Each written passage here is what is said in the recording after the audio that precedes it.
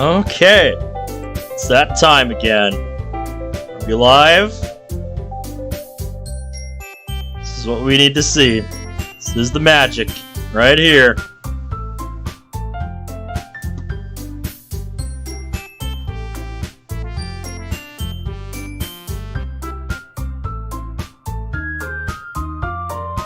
Yeah, it says I'm streaming on OBS. Is something messed up here?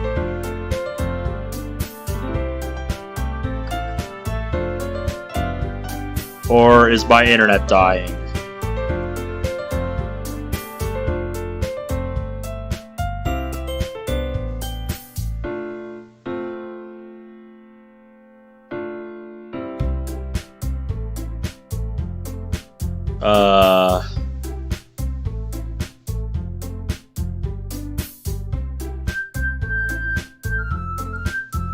Cause yeah, the YouTube page is not loading.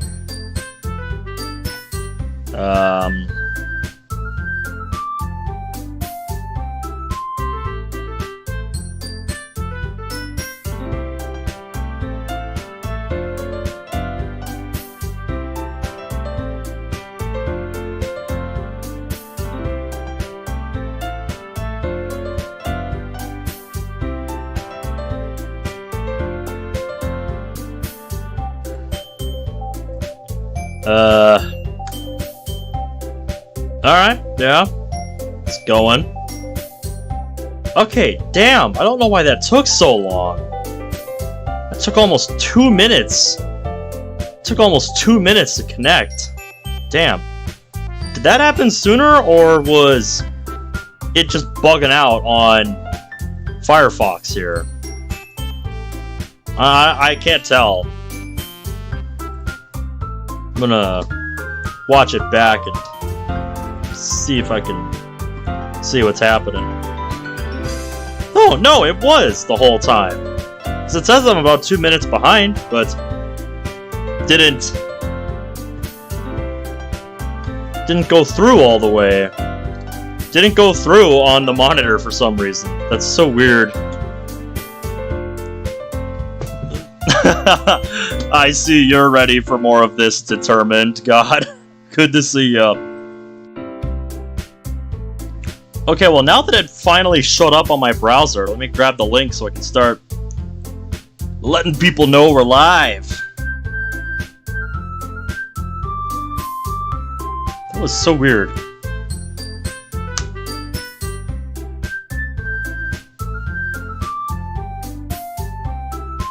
Hey, Cerberus. Good to see you, my dude. How you doing tonight?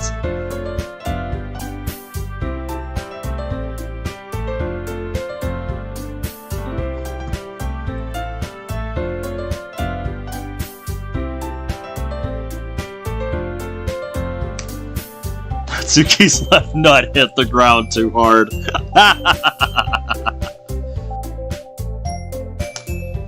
Yeah.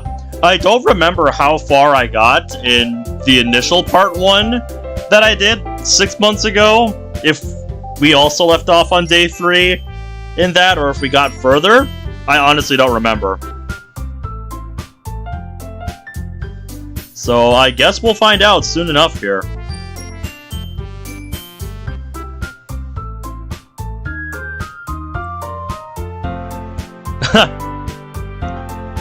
Determined is gonna check for us. Let's go already. Let's go. I'm ready to sacrifice sleep for AI women. Yeah! Zach, good to see you, my dude. I am so excited for where this mod is going to go. This is gonna be such a treat.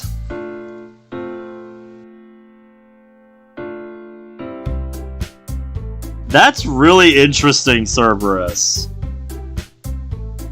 You're exactly where you left off 6 months ago. Okay, I didn't remember where we left off the first time. But yeah, that's great. Live chat's popping up on the screen. Hey! Oh, wait, it isn't. You said it isn't. Well, let's fix that. Yeah, I need to pop my windows on OBS. There. Something was screwed up with my windows because of me closing desktop window manager, because it's been weird on my system for a while. It's been 9 days and you forgot how to stream. Yes, just like you forgot how to English.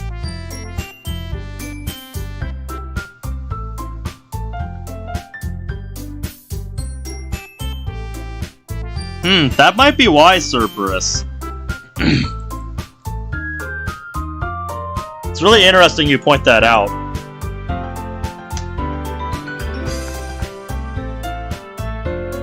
And Rock Band makes me think of where my passion for music started. Ah, yeah, Rock Band. That takes me back. Yep, I remember when that and,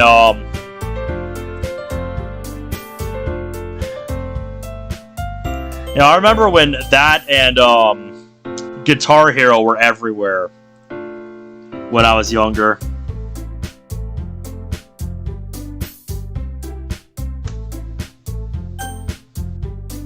Yeah, I think I heard about that, Zach, earlier today.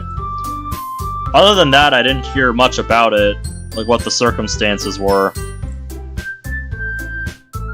But yeah, that sucks.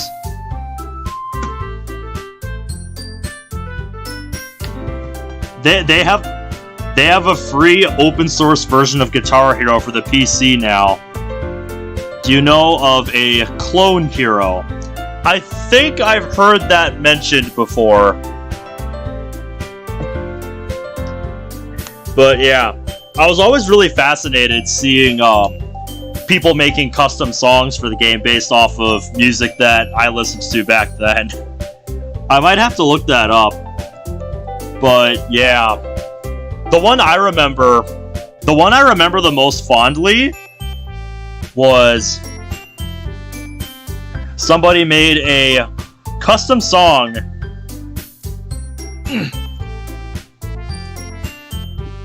and what they did was they ported the Easter egg song for the Black Ops 1 Zombies map, Shangri-La, Paradolia, into Guitar Hero, like one of the ones that I played as a kid, and I'm just like, that is so awesome. If the video's still on YouTube, I bet you I could find it.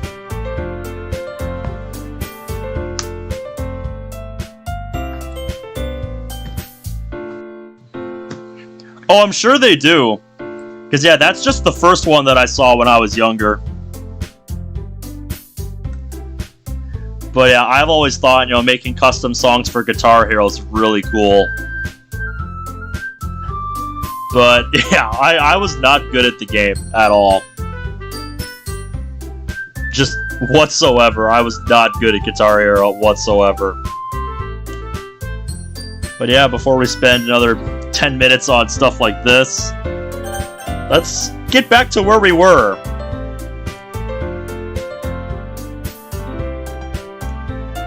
Uh-huh. Yep, I love little touches like that about old zombies.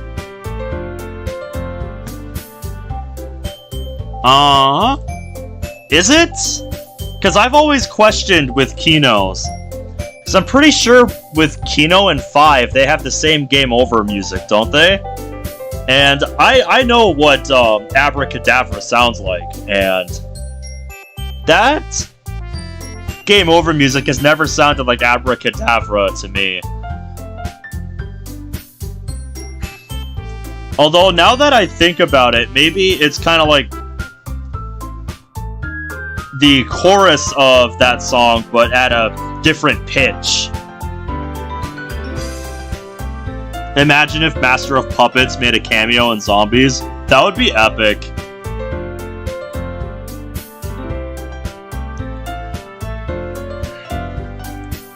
It isn't?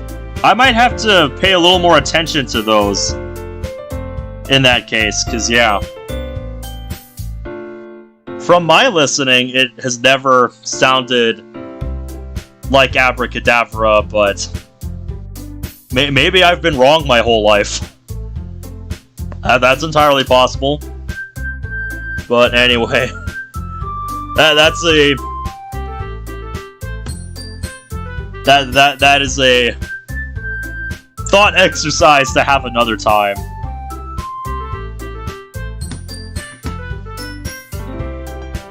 Like the game over music for Kino? No, Doris. I think you have those backwards. Yeah, the Easter egg, or the game over music for Doris, I think, is Kino's Easter egg song.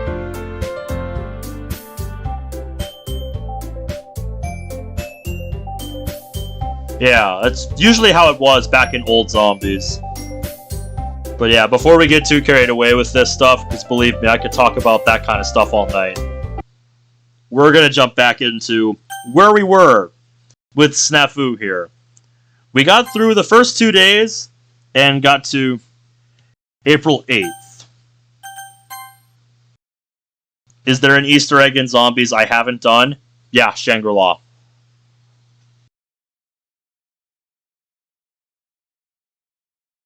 You mean earlier? Yeah, I saw it.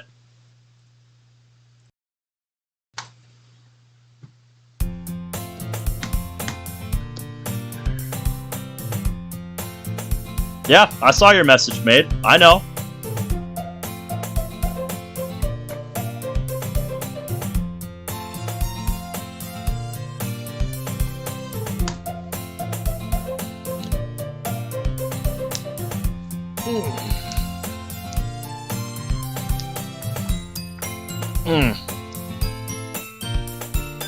So right off the bat, we have decide time. You put vanilla milk in your coffee, and I think I'm drinking the best cup of coffee you've ever had. Awesome, Jester. Looks like you found the sweet spot for your coffee.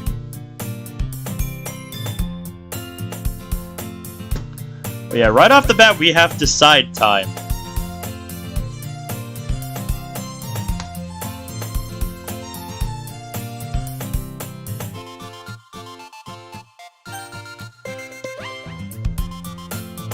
I don't always respond. Yeah, Discord needs some kind of red system, like stuff like Messenger and Kick or apps like that do, where it says, you know, person has read your message, you know, delivered or read. Because believe me, I check my Discord pretty regularly, so I see all the messages that I get.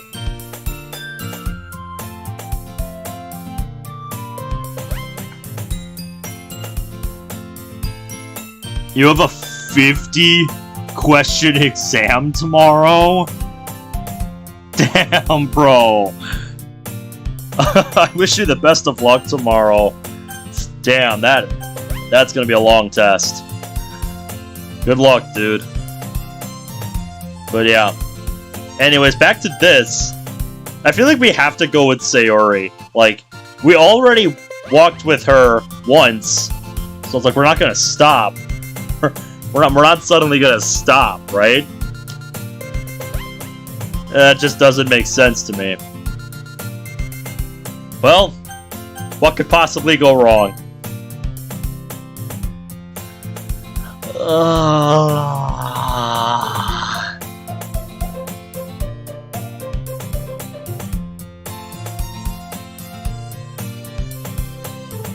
That's lucky, bro. You'll have to let me know if it does anything weird, cause man, that's lucky. Saria lets out a large yawn while stepping out of her house. Late getting up again today? A little. She rubs over her eyes for a moment. There a reason, or should I just chalk it up to negligence? You could say there's a reason, but you probably wouldn't like it. Try me. You see, I was in the middle of setting up a new alarm on my phone because I wanted to try waking up early. Hey, what is up, my guy? I see you there.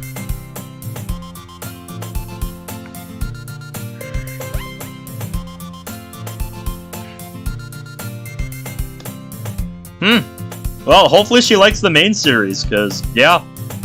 I know a lot of people who have probably gotten into the main series through Go with how big that game is. Yeah, that's pretty cool. I hope she likes it.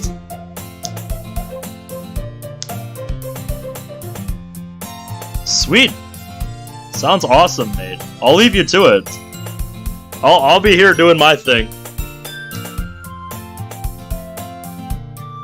Then, I opened the web browser to see if there were any national emergencies happening. Okay. Sayori, where are you going with this?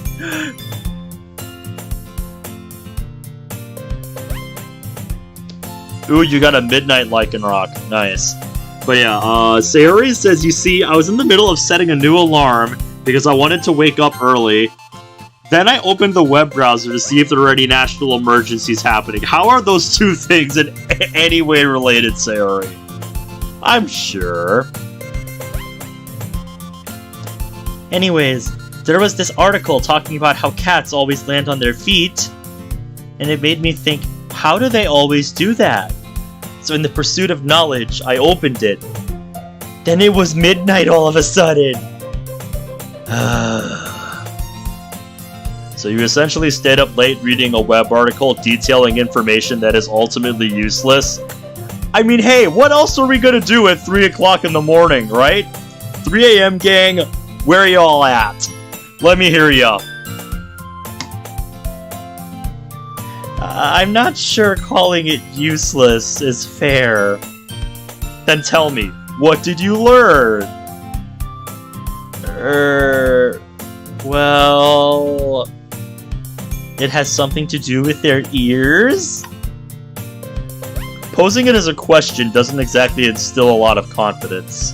What do you expect? I was half asleep the whole time!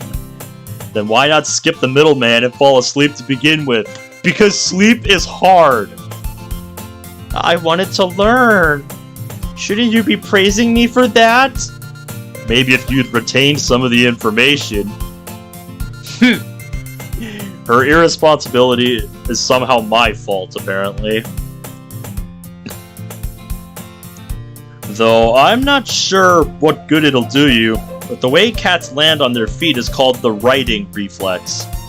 Their ears, the fluid in particular, does help in determining balance, but that's true for most mammals. It's why cats in zero gravity spasm around. The fluid in their ears isn't held still, removing their means of correcting themselves. A few seconds passed before I noticed Sayori being abnormally quiet. I think you just blew her mind, bro. Looking at her, I see that her eyes are wide and she's got a big grin on her face. Whoa! You're like some kind of cat expert! That's what I'm getting out of this, Cerberus. I actually didn't know that about cats. And our family has 2 of them. That's what you got out of that? Did you read a book about cats or something? Can I borrow it? Well, actually, I'm pretty sure I read the same article. She once again stares at me silently before beginning to giggle. Something funny, punk? It's just thinking about you, reading about cats. She can barely get the words out as she laughs. What happened to it being useless? 90% of my knowledge is useless. Nothing particularly special about adding to the pile. She spends the rest of our walk teasing me about what I do in my free time. What else is new?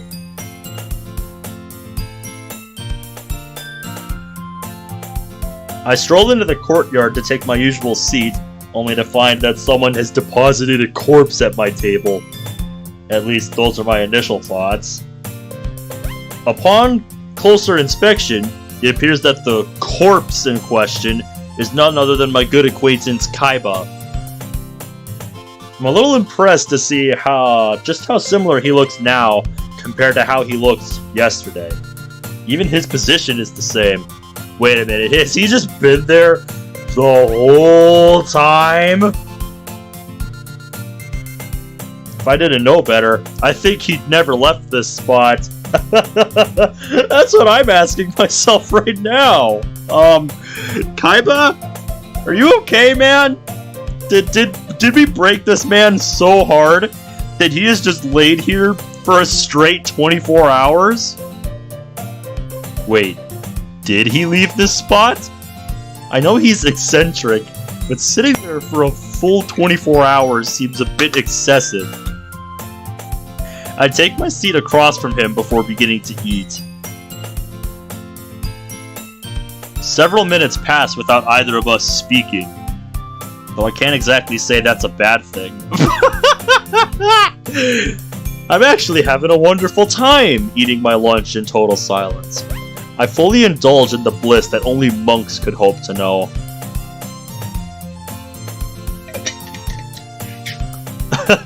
I'm waiting for that, Michael. I'm waiting for that. But against my better judgment, I decided to make a move once I'd finished my meal.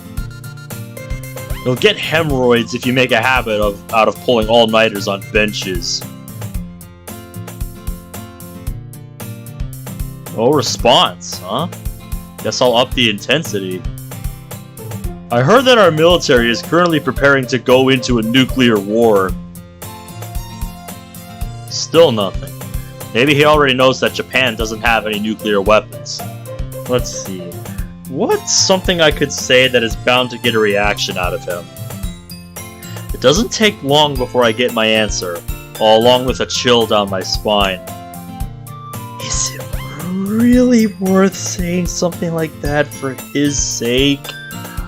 Oh no, what is it gonna be? Sayori and I kissed. The second those words leave my mouth, Kaiba jumps to attention. Kissed? You did? When? I thought you were like that? Oh, there you are, Kaiba. I was beginning to think you'd been replaced with a 2-scale inflatable doll. Who engaged it? It was Sayori, right? It was definitely Sayori, wasn't it? Wait, no, don't tell me. Kaiba continues to spout half-baked questions and incoherent nonsense for a while before settling down.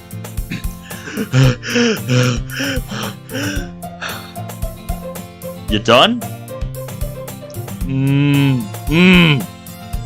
Two quick nods of the head confirm that I have his undivided attention.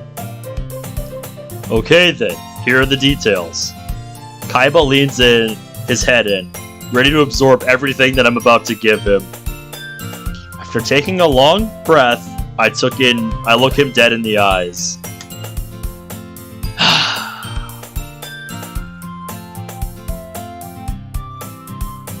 I lied.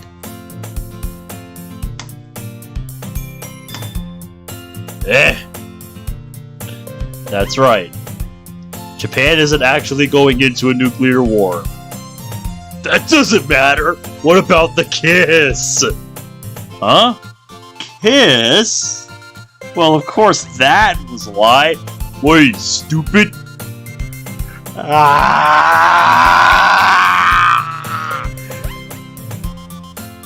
I lean back as Kaiba lets out a yell befitting of someone who just completely lost it. Maybe I should call an ambulance? Ben, give it to me straight! No dodging the question, no funny business. I want nothing but honest answers, you understand? Sure, go for it. Then tell me, how many of them have you slept? Ow! That's it, playtime's over. Don't say anything that could make my life harder, would you? Still no dice, huh? I don't think so either, Big Step. This moron. Okay, allow me to break it down for you. There is nothing going on between me and those girls. Nothing. Zero. Zilch. Nada.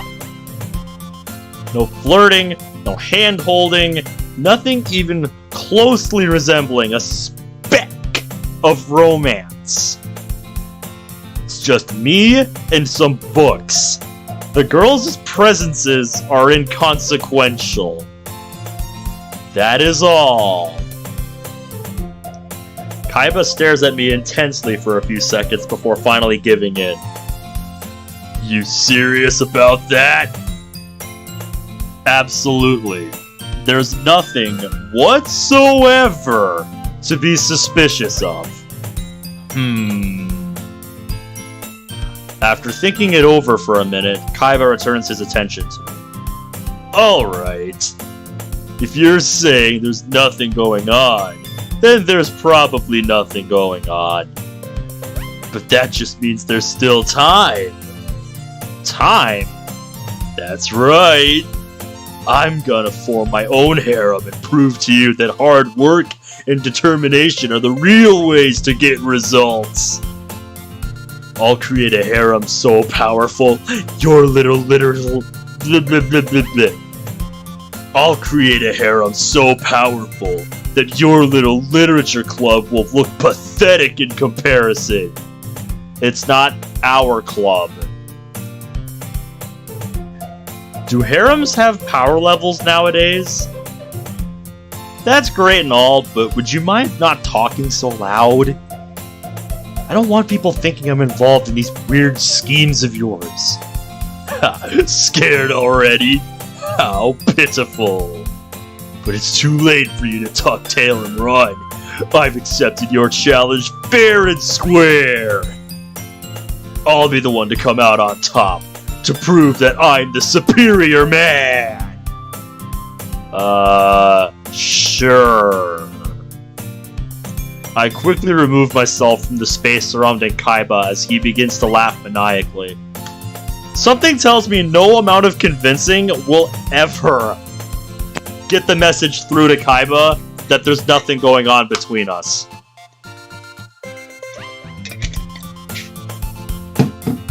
He comes off as somebody who is that thick. So far, yeah. I wasn't totally convinced at first, but maybe that dude really does need to get some help. Keeping these thoughts to myself, I head to class. At the beginning of my third day in the club, I come across something that I don't understand in the slightest. That thing being Natsuki. Hello? Do you need something? We bumped into each other on the way in, but instead of saying anything, she immediately began glaring at me. Looks like I'm getting blamed for the group chat tragedy after all. Oh yeah, that was a thing. Where Monika just dropped in and it's like, hey, you know this guy's been a part of the chat for 2 days now, right? That was so good.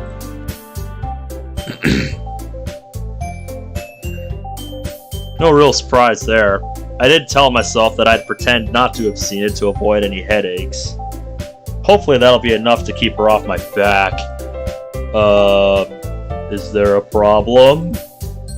Go ahead and laugh. See if I care. And what is it that I would be laughing about, exactly? If this is part of some skit, I'm afraid I won't get it unless you explain it to me.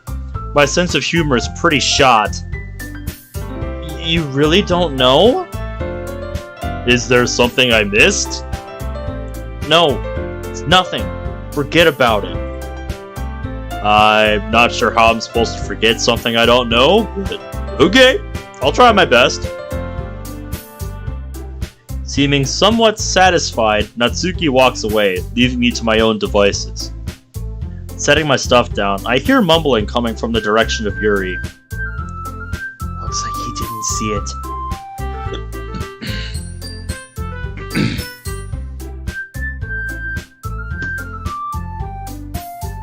And what are you gonna do with it? Like, congrats? What are you gonna do with it, Zach? I glance over and can practically see tension falling off of Yuri's body as she blushes furiously. A few seconds after our little bout of bizarre ends, Monika and Sayori enter the room together while talking about club-related things. With everyone present, I settle into my desk and think about doing some reading. Before having a chance to actually open my book, however, I'm interrupted. Hiya, Ben! Hi, Sayori. What brings you over here? Sounded like you and Monika were discussing something important. I wouldn't exactly call it important, but we just finished. As the vice president, I figured I would come check on our club's newest member. She says this with a face that's practically yelling, "Praise me!" That a fact? Are you sure you're not just goofing off with me as a way to dodge your responsibilities? It's not like that at all, meanie. Then I'm glad, assuming you're telling the truth anyways. And thanks for showing concern, Sayori. Having you around puts me at ease. Her face becomes slightly flushed as I indulge her with kind words. And with that out of the way, why did you actually come to talk to me? I was wondering if you wanted to spend the club meeting together. I've still got lots of questions I want to ask. I glance down at the book sitting in my bag, then back up at Sayori.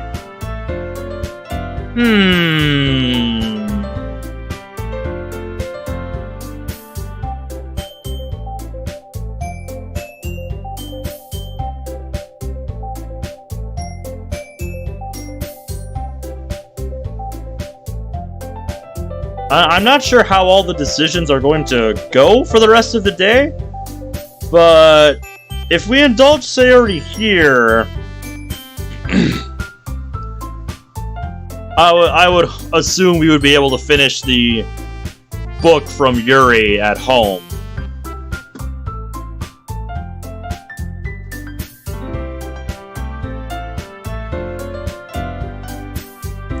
Oh, there is a new message in Mod Talk.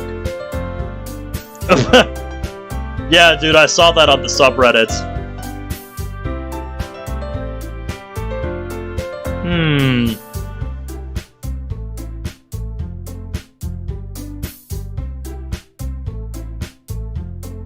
Check your stats. Why would I do that? Why would I do that? This is decide time.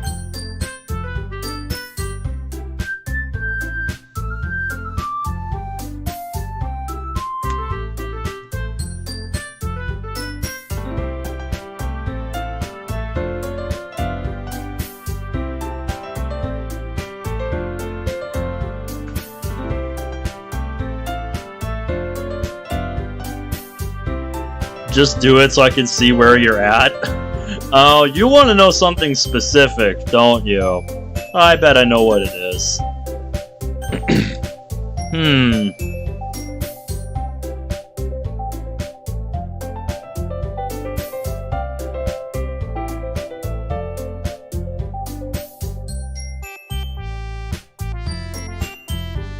I'm trying to think, cause I want to have that discussion about that book with Yuri, but at the same time, Sayori says that she has lots of questions she wants to ask us.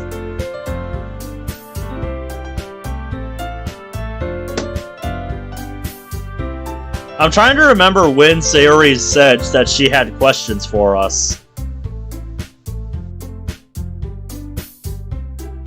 You need to strengthen your bond with the dumbass, man.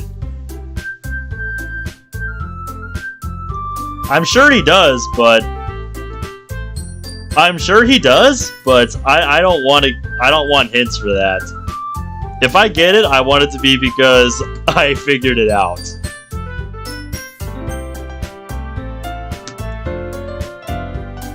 Because that is what I'm going for. But for a first playthrough, I'm not gonna just save and reload until I get it, you know? That would just feel kind of cheap. It would kind of cheapen the experience.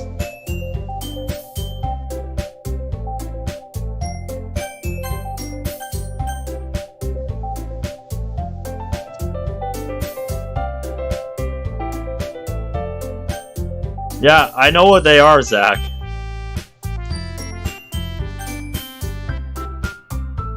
Right now, I'm kind of leaning towards... the latter option here. Because I want to assume that I can finish reading the book at home and get this done now. But I don't know. So I think that is what I want to do.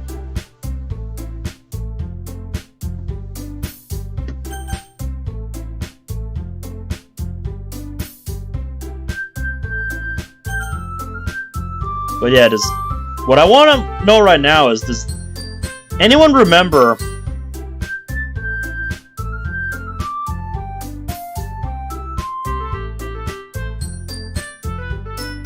I'm trying to remember when Sayori said that she had questions she wanted to ask us.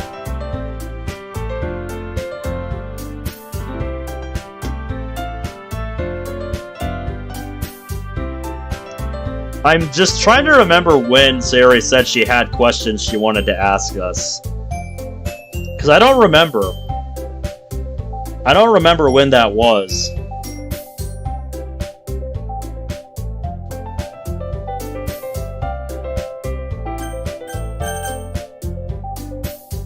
But yeah, if you're curious, that's where we're at.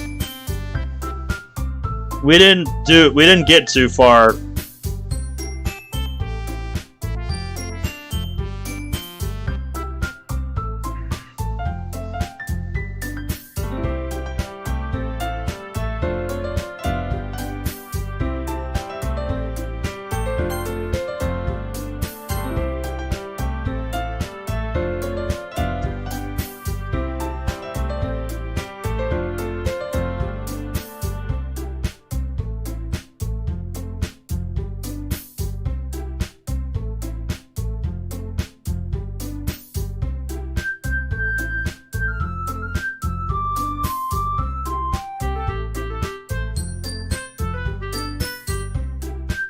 Yeah, I'm aware of that.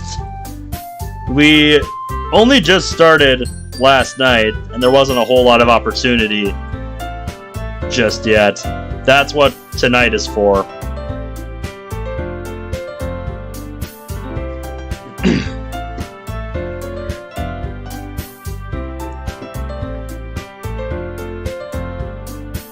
Stream and train to bust in on YouTube right now. What is that? I'm not familiar with that. Doesn't sound like anyone remembers when Sayori said she had questions to ask us, so I'm kind of tempted to say no and just read. Well, like, I don't know. What do you guys think?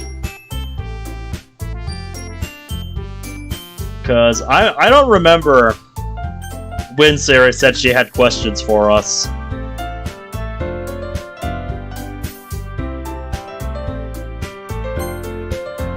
No, she said, I've still got lots of questions. So that's implying that she said she had questions she wanted to ask us.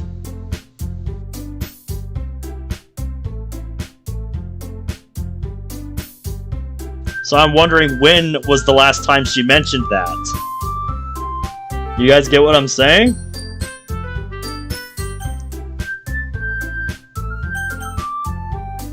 That's what I don't remember.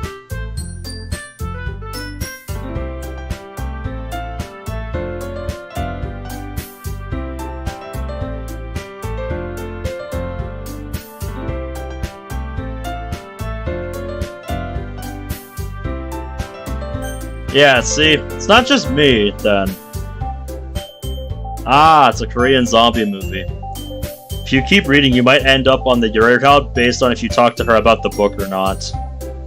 Yeah. See, that's the other thing.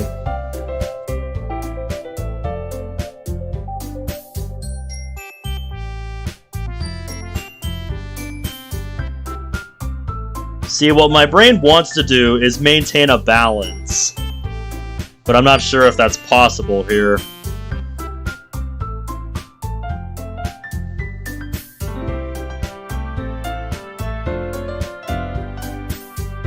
I'm sure you do. I'm sure you do, mate.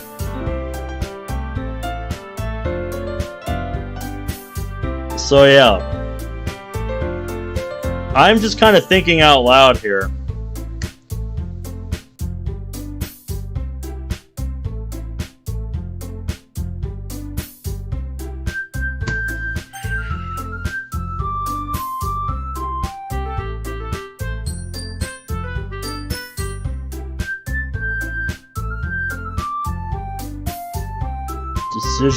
Decisions. So I'm trying to think about this long term.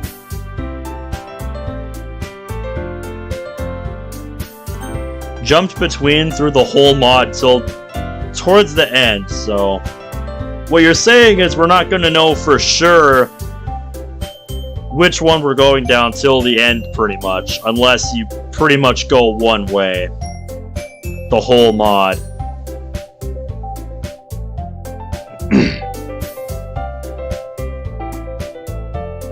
Interesting stuff. But yeah, since nobody seems to remember when the last time Sayori said she had questions to ask us, I'm kind of tempted to just read.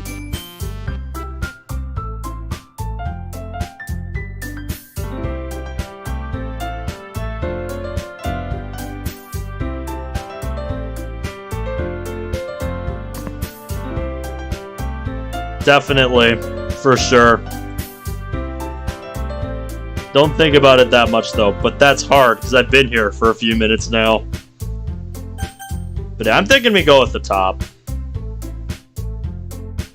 If anyone disagrees, speak now or forever hold your peace.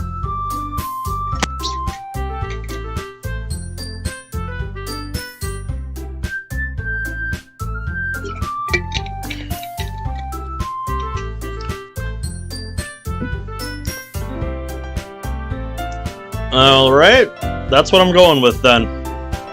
Flip a coin if you don't know. No? I was just saying, if anybody had a reason we should go with this one, speak now. But that does not appear to be the case, so we're just gonna read, get that done. So I assume we'll have a chance to do this another time. Actually, I was gonna try to get some more reading done today. I thought you might say that. You did seem totally glued to it last time. Yeah, I'm enjoying the story quite a bit. And don't worry, we'll still have plenty of time to talk on the way home. See? Exactly. Right. After Sayori takes her leave, I turn my attention back to my novel.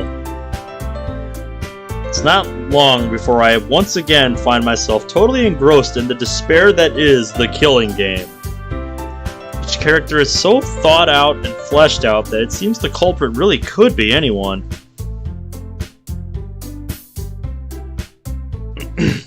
I told you I didn't want to know that stuff. Everyone has their own motives, their own reasons that they might want to selectively kill the others. My first guess at the killer was proven to be wrong after that character was found hanging in a dorm room. I almost can't stop myself from continuing as the atmosphere of the novel becomes more and more hopeless. Oddly enough, it seems the author did quite a bit of research on the subject. I find myself learning about several stress-induced mental disorders. Interesting. Interesting.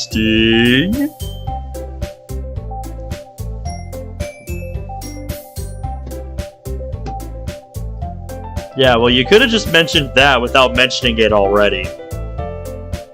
With time having flown by, Monika begins dismissing everyone. Having gathered my things, I stand by the door waiting for Sayori to collect hers. However, I'm soon approached by somebody else. Hello, Ben. It's nice to see you again. I apologize for not greeting you earlier, but I had something that demanded my attention. No need to apologize, Yuri. These things happen. You and Natsuki did seem to have your hands full, so I understand. That's relieving to hear. Might I ask how your progress with the killing game is going? She stares at me with hopeful eyes following this question. The kind a kid would have after telling a mall Santa what they want for Christmas. I like the book quite a lot, but I think she might be more excited for me to finish it than I am. I'd say that it's going pretty well. I'm actually about halfway through it at this point. I find myself not being able to put it down once I've picked it up. I see. I'm glad to hear that it has held your interest. I already have several questions about your feelings towards certain scenes, but I'll save them for until after you've finished. Sounds good. I'm looking forward to hearing your thoughts as well. Upon parting ways, the feeling of someone watching me grows strong. Looks like it wasn't my imagination after all. Come on, at least wait until we're outside before you start pouting.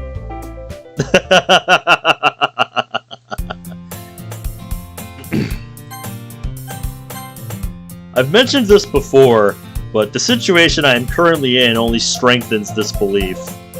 Women are complicated. No! You don't say!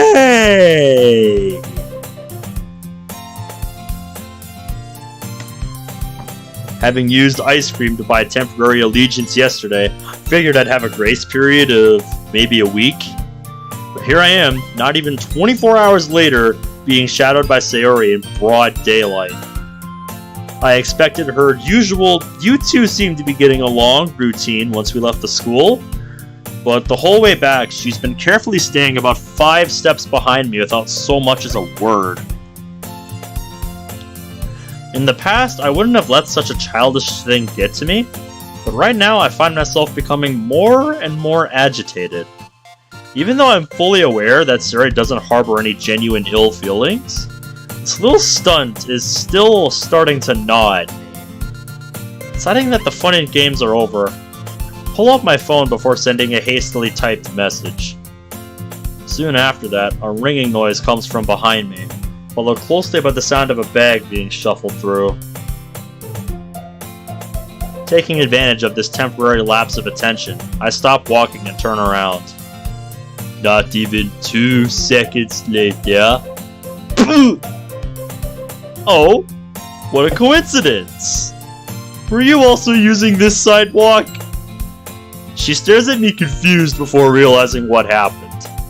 Ben? But how? Come now, Sayori. You say that as though you were actively trying to avoid me. Not sure what to do, she quickly falls into her default state. Don't know what you're talking about. Alright, sounds good, Zach. Have a good night. Oh, no you don't. Nobody mocks me and gets away with it.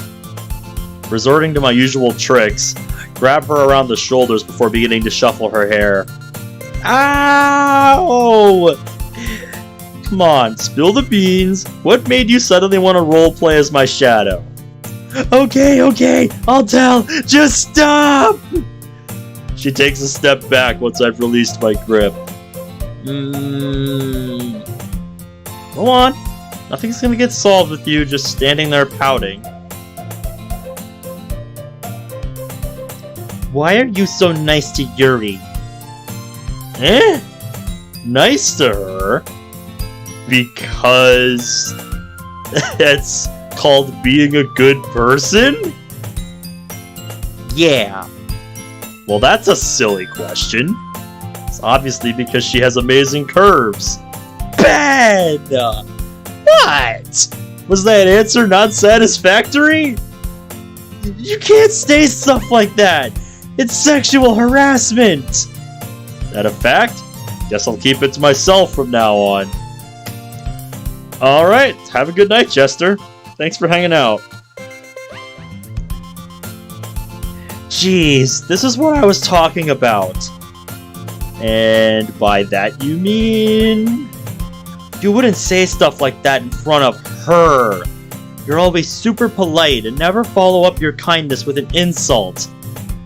Maybe because we've been friends for so long, it just kind of works? Because we know each other, and we know we don't really mean what we say? Kind of like how you do that kind of shit with your best friend? It's almost like... That's what we are? Like, shock of shocks?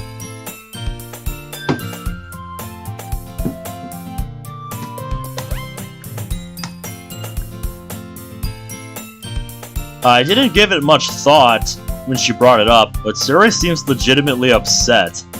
Realizing this, I begin to give an honest explanation. You're right. Can see how that would seem unfair from your position.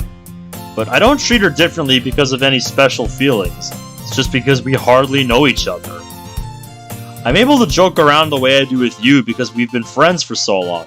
Exactly what I just said? Yuri's practically still a stranger to me.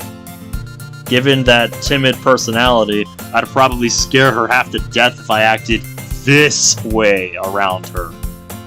So it's not that she's getting special treatment. You are.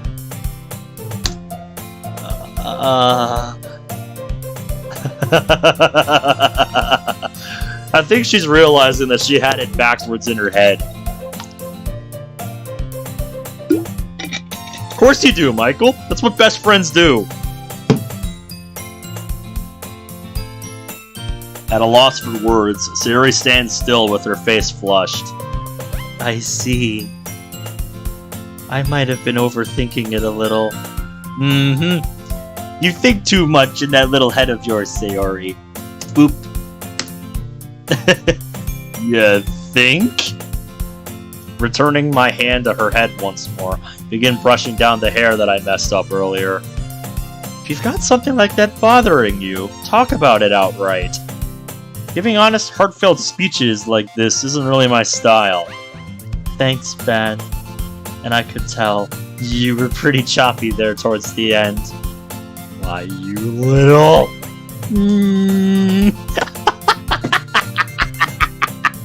There's the Sayori I know.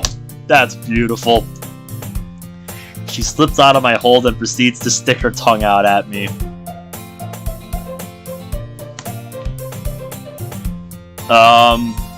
Because they were spamming, because they were just spamming chat and bringing alt accounts in here to try and ban evade, and it's like, dude, you know I can just do the same thing every like 2 minutes. It doesn't take that long. And you haven't given me a reason to, so I have nothing against you, man. It would be a crime for me to do that. How often you drop by. I really do appreciate it, man.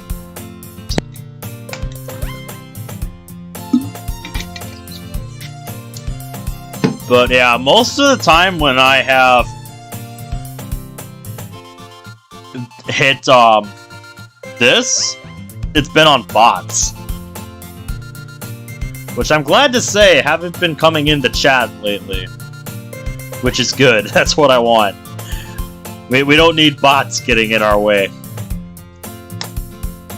Man, kids these days really are hard to handle. While I'm pretending to let out a sigh, Sayori saddles back up next to me. You got any plans for dinner tonight?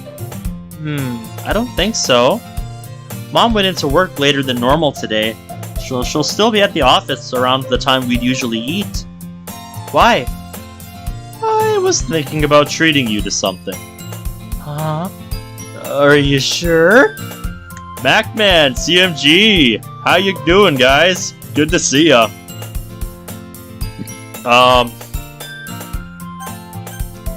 We're thinking about treating Sayori to dinner. This took a turn. Come on, no point in you getting embarrassed now. Got some spare change burning a hole in my wallet, so I really don't mind. But I thought you didn't like eating out? Stuff like that isn't bad every now and then. Exactly! Gotta know how to treat yourself, man. Yeah, I know that feel, man. I know that feel. Not so much the school part, but the work part for sure. So, that's understandable. But, other than that, how you doing?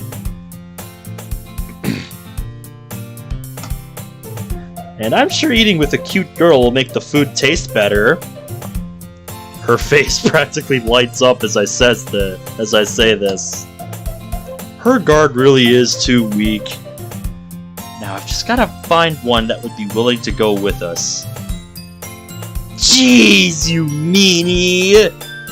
I knew there was no way you'd stay nice for that long. Good deal, man. Glad to hear it. Glad to hear that you're finally catching on.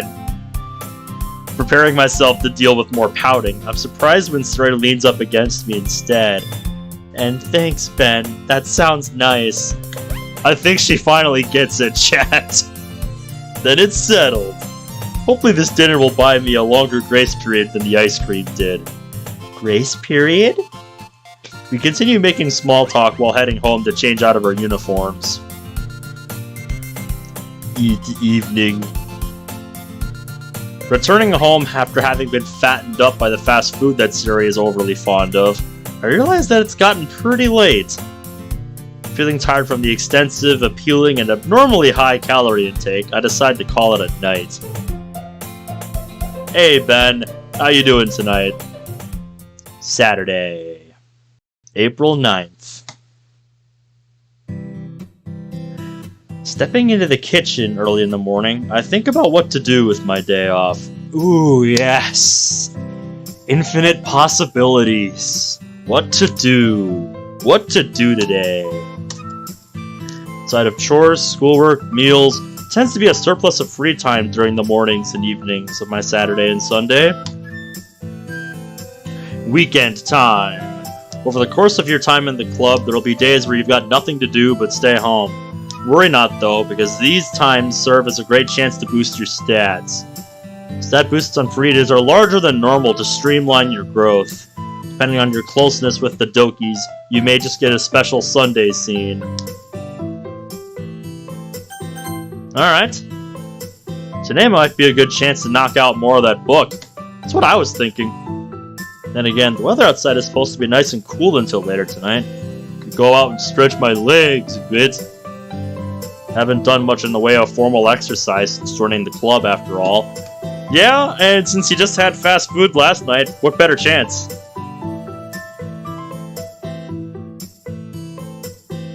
Yeah, I don't know, man. I don't know why. It's a good question. How should I spend my free time? Well, I think we can read at night. Let's enjoy the day while the day is young. That's something I always like to try to do on my days off. So,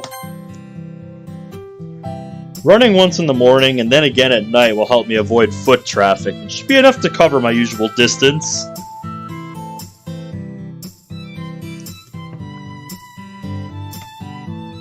Okay, that's interesting.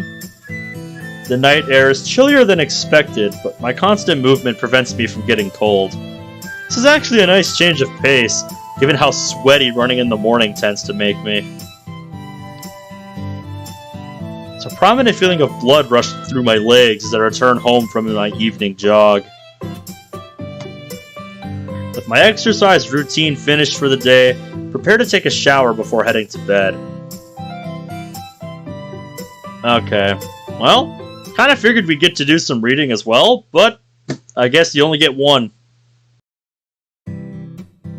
After my usual routine of a shower and breakfast, once again find myself debating about how I should spend my free time. Unlike yesterday, though, it seems as though the number of choices has increased. My phone's been going off in my pocket while I've been sitting at the kitchen table. Yeah, Sayori. Hello. Hi, Ben. Hey, Sayori. Need something? Mom wants me to go pick up some groceries, and I was wondering if you'd want to come? Grocery shopping, huh? I mean, is that something I really need to come with you for? Like, are you sure?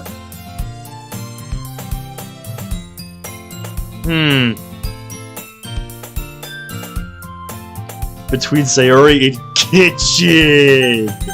I know, right? Amazing! Yeah, I'm not so convinced. I mean, it's good to have an excuse to get out of the house, but I mean,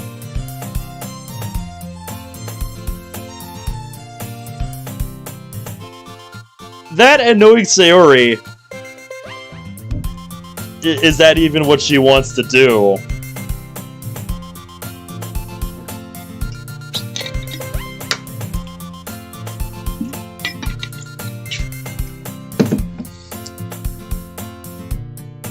I don't know, man. This is just kind of random.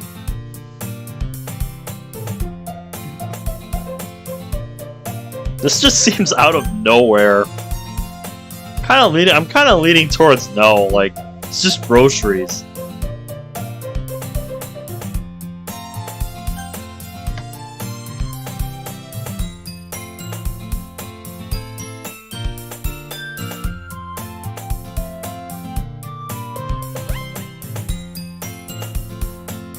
But at the same time,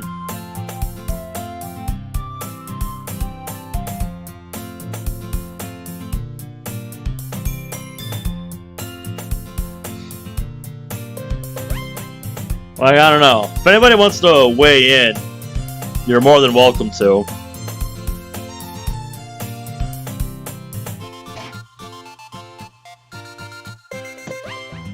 Kind of wanted to get that reading done today.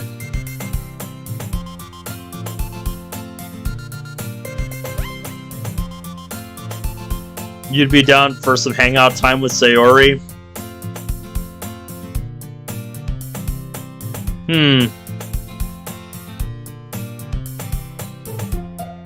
Yeah, I wouldn't mind either, but it's like, I don't know, man.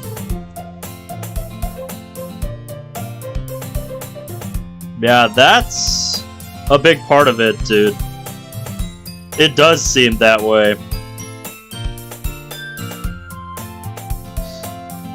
If it was a 2.5 mile walk for groceries, like I gotta do, then yes. A 15-minute walk, no.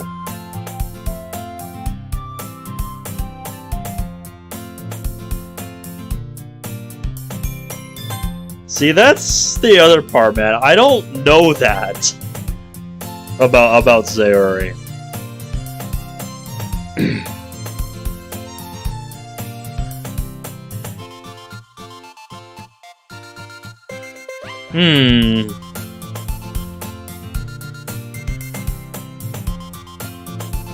Yeah, I think I see. She probably wants help carrying everything back.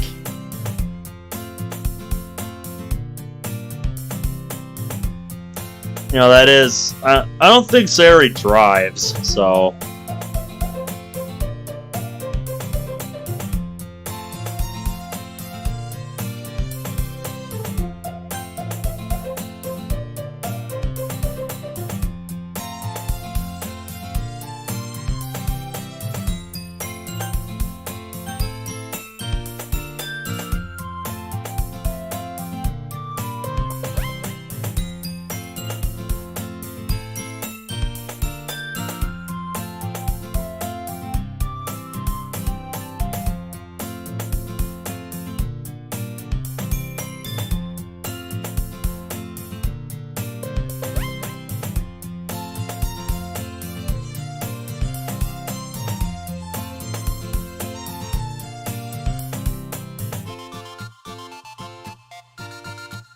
You want me to flip a coin?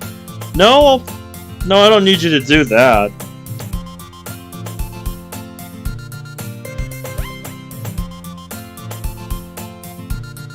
Because what I wonder is if this, will lead into something else.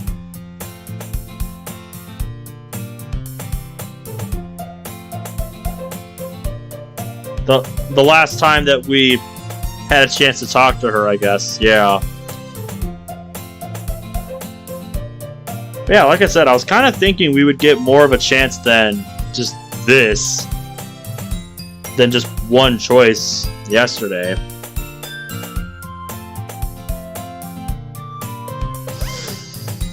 It seems like you would be able to do more with your day than just that. To what we did yesterday. It's kind of what throws me off.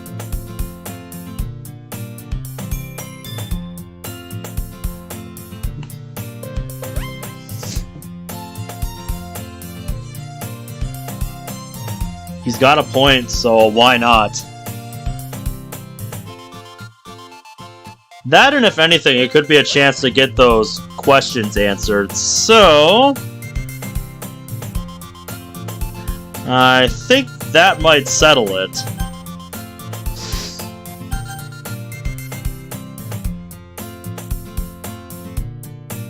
It's a good thing you're streaming tonight because you're providing me to do while I wait for Izas to come out on Dokkan Battle, so thanks for that. Dokkan? I'm not sure how to pronounce that. But yeah, always happy to provide some time. Always happy to provide. That's what I'll say. I think we should help a friend out. That's what I would do. If she really does need help with it, so. Yeah. I don't think this is, committal to it. But I guess we'll find out soon enough. So, yeah, fuck it. Why not? We should still have more time to do other things. Sure, there's a few things I need as well. Great! Let's meet in front of your house here in a minute. Sounds good.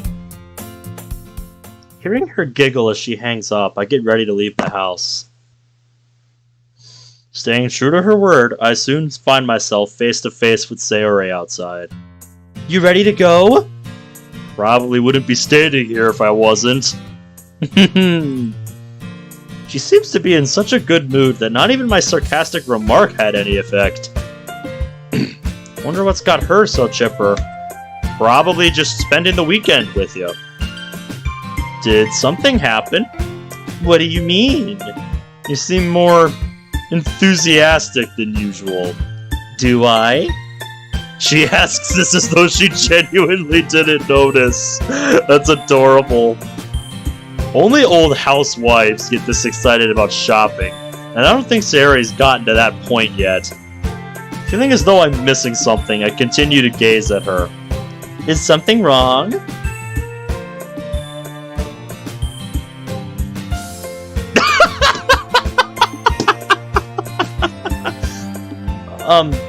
Do you think I'm acting weird?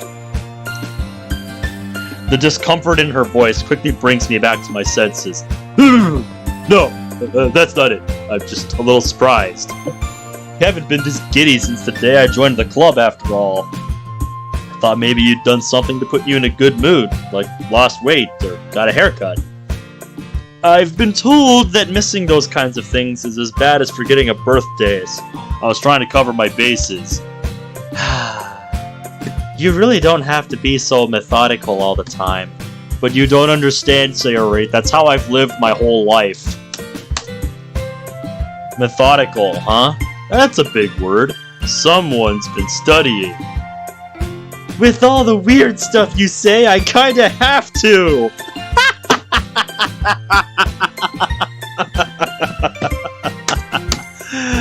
I see.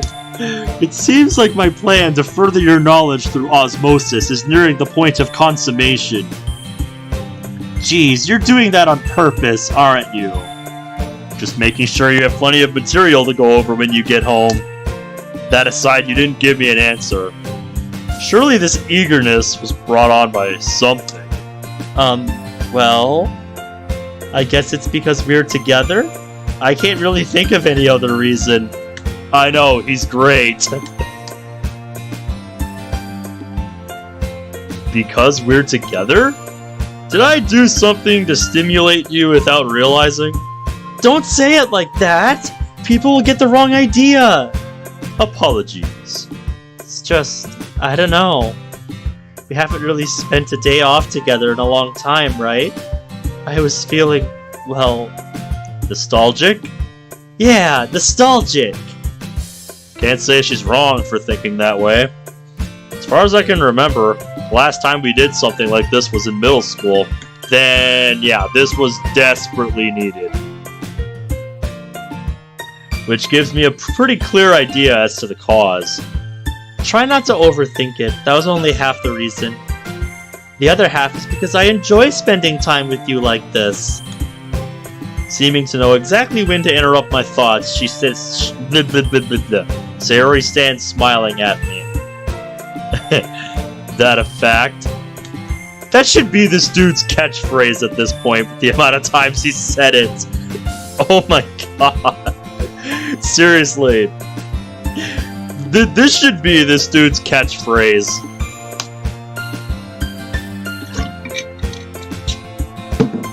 I reach over and begin ruffling her hair as a token of appreciation. We walk for a while before the next attention-requiring discussion comes up.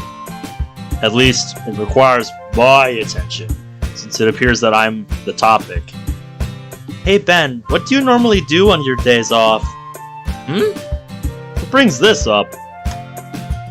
It's just that I've never seen you out and about on days that we don't have school. Well, I'm not often trying to go anywhere during the busier hours of the day. But the way you're asking makes it sound like you're some kind of social butterfly on weekends. An avid partygoer, perhaps? Just remember that everything should be done in moderation. Oh, and always use protection. Ben! What? You don't want to end up with a bun in the oven before you've even graduated high school. Nice, Goose. Nice.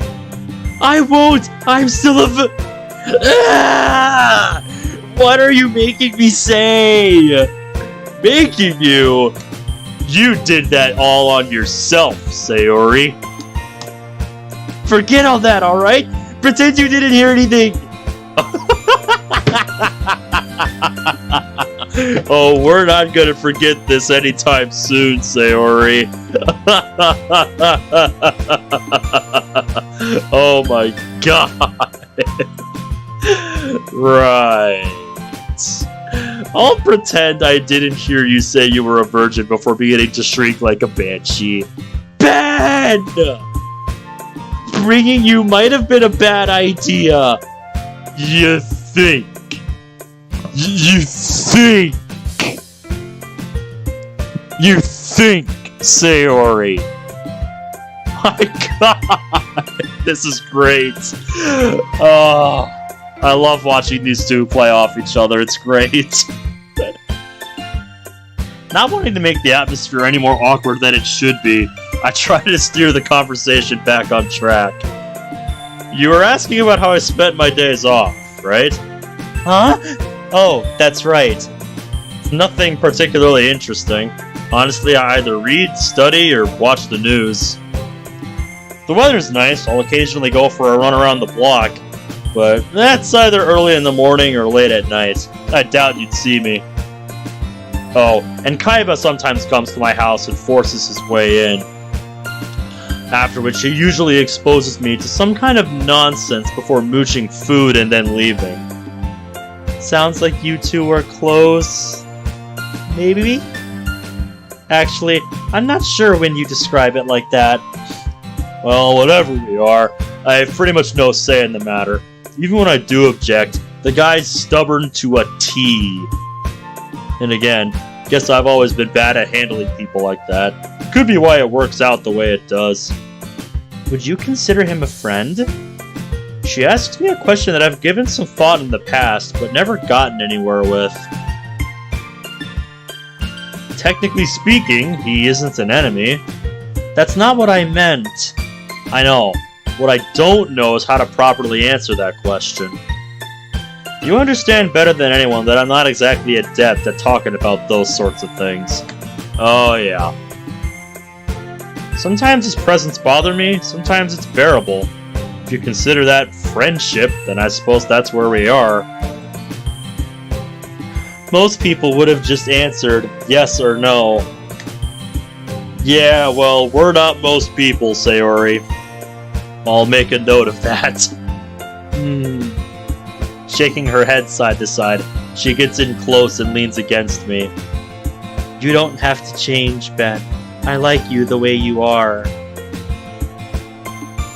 Even though it sounds like the line from a cheesy soap opera, I can't help but feel a little happy hearing this. That a fact? Yeah. After using me as a crutch for several seconds, she jumps back with a big grin on her face. Okay then, let's pick up the pace. I don't want to get there after all the good stuff has already been sold. Then we probably should have got there sooner. Trust me, Sayori, I know how grocery stores work.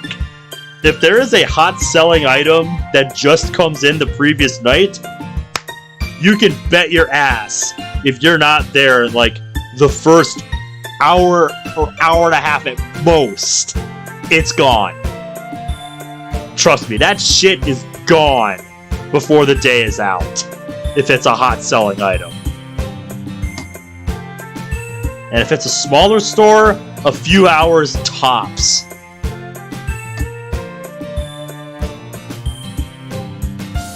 Having declared this, she moves ahead of me with a bit more pep in her step than before. It's not long before we find ourselves in the grocery store. Once inside, she pulls out her phone and brings up a list that I'm guessing her mom sent.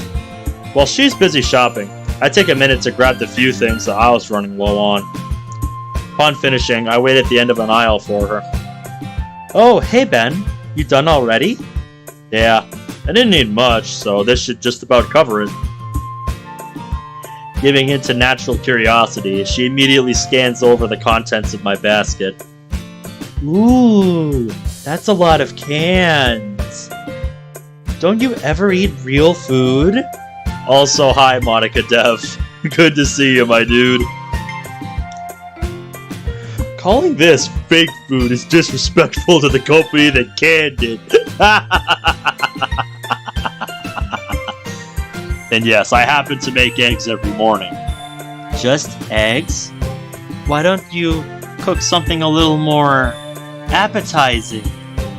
Coming from the girl that could burn water, I don't know whether to be deeply offended or to ignore it entirely.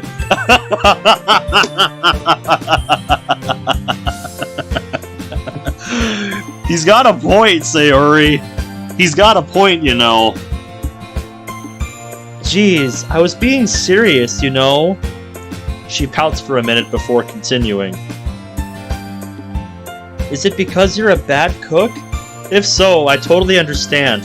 No, Sayori, it's because cooking takes time, and time is something I don't have.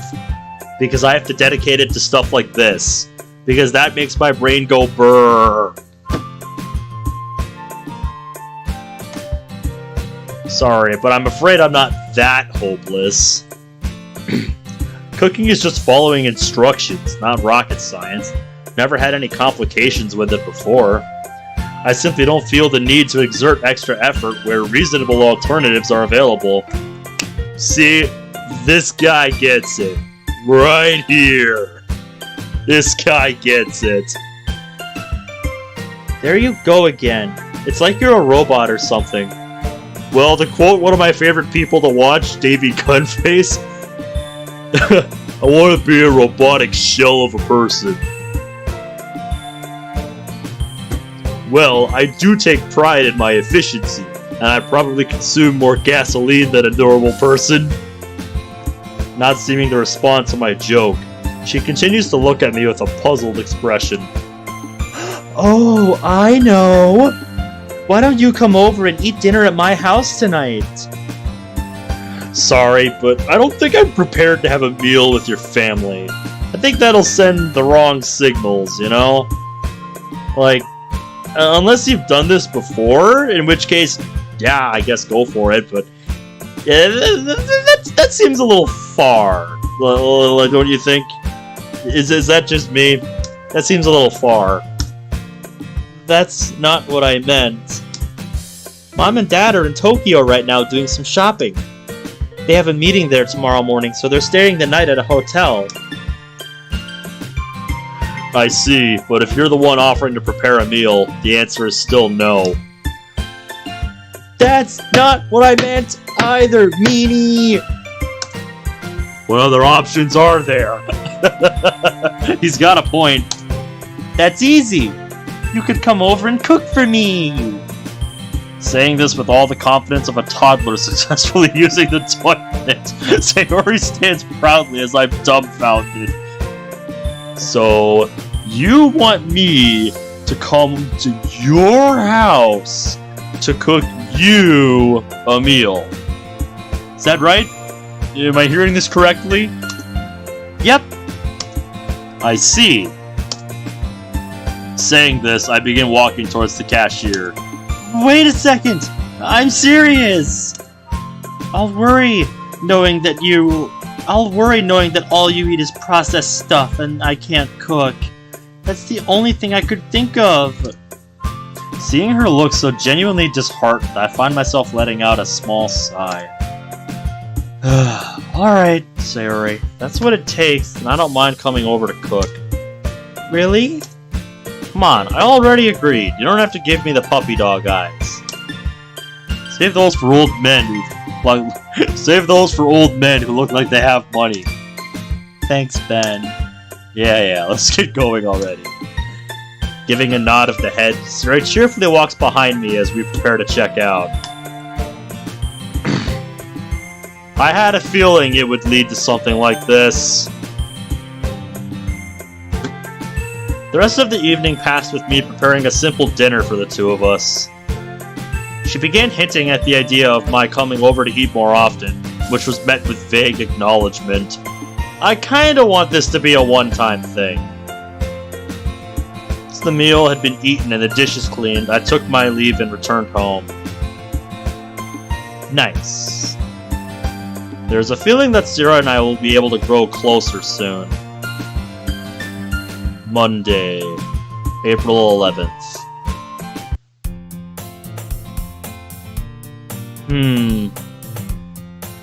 I guess since we're at the start of Monday, I see Onyx has sent me a Discord message.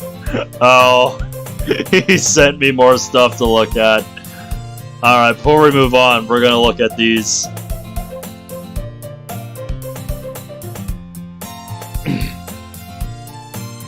Alright, let me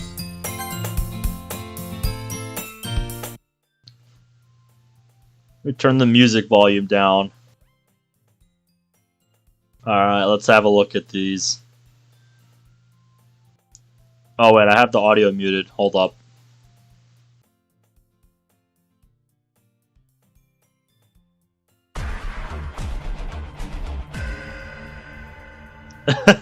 Okay.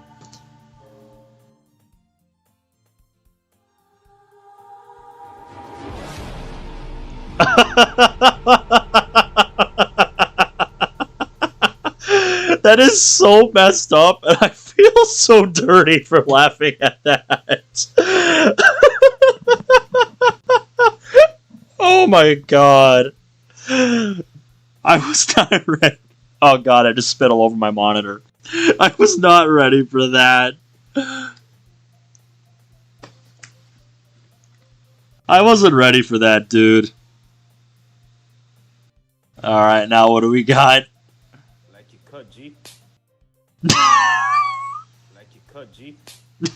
Oof. Like you cut, G. Nobody could have seen that coming. Oof.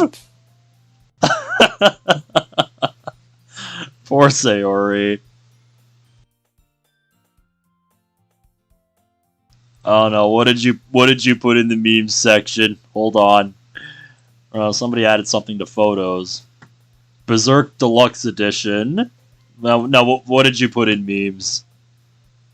Oh yeah, I saw this earlier with him.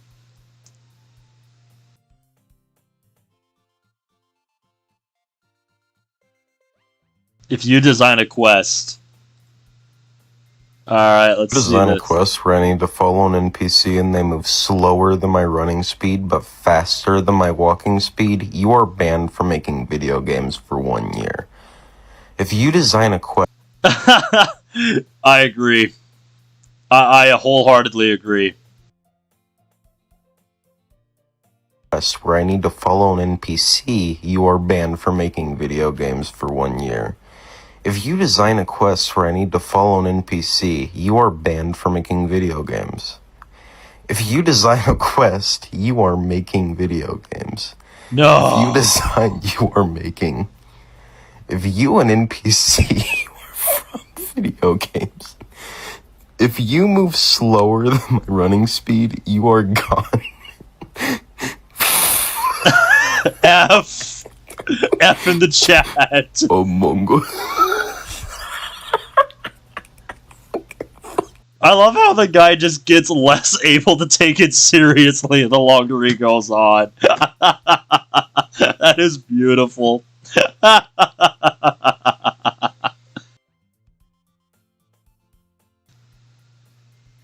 That is beautiful.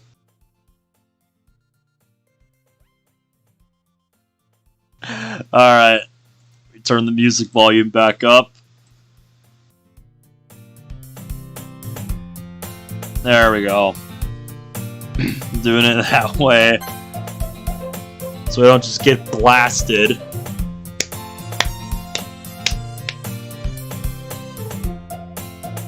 I've kind of been thinking about what Sayori said with Kaiba.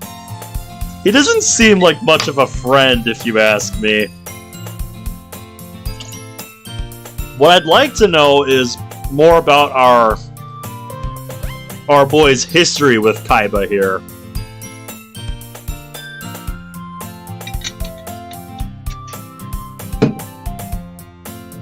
That's what I'm really curious about.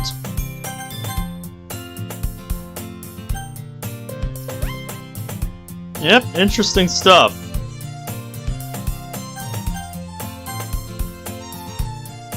Yeah, he's more of an acquaintance than a friend. So I really feel like I shouldn't be giving him more attention than he deserves, you know? So, that sounds harsh. But, I mean, that's how I see it.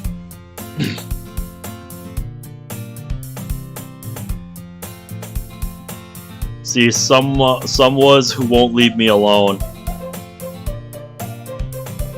Yeah. I say we keep a good thing going. I say we keep a good thing going.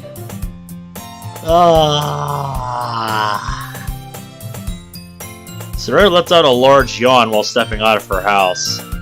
Late getting up again today? A little. She rubs over her eyes for a moment. There a reason, or should I just chalk it up to negligence? Yeah, we've already seen this. Wait a minute.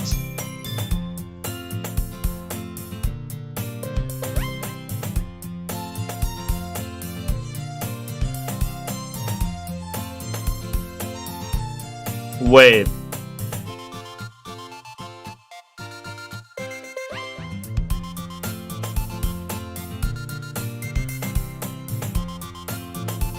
Yeah, we've already seen this. Did we go back in time? I swear I didn't do a load between... I swear I didn't do a load between sections.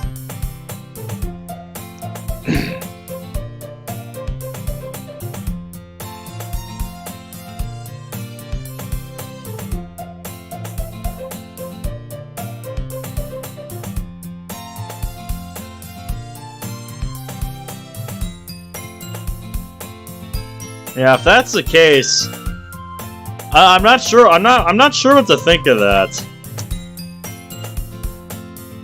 mean, it's kind of a confession that they didn't have any other filler for stuff like this, so they just repeated some stuff.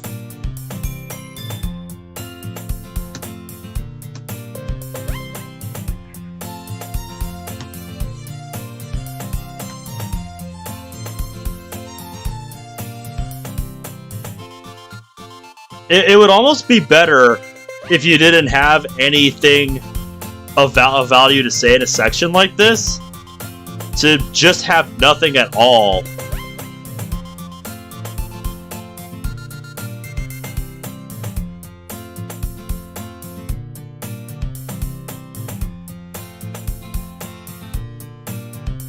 Yeah, I saw that.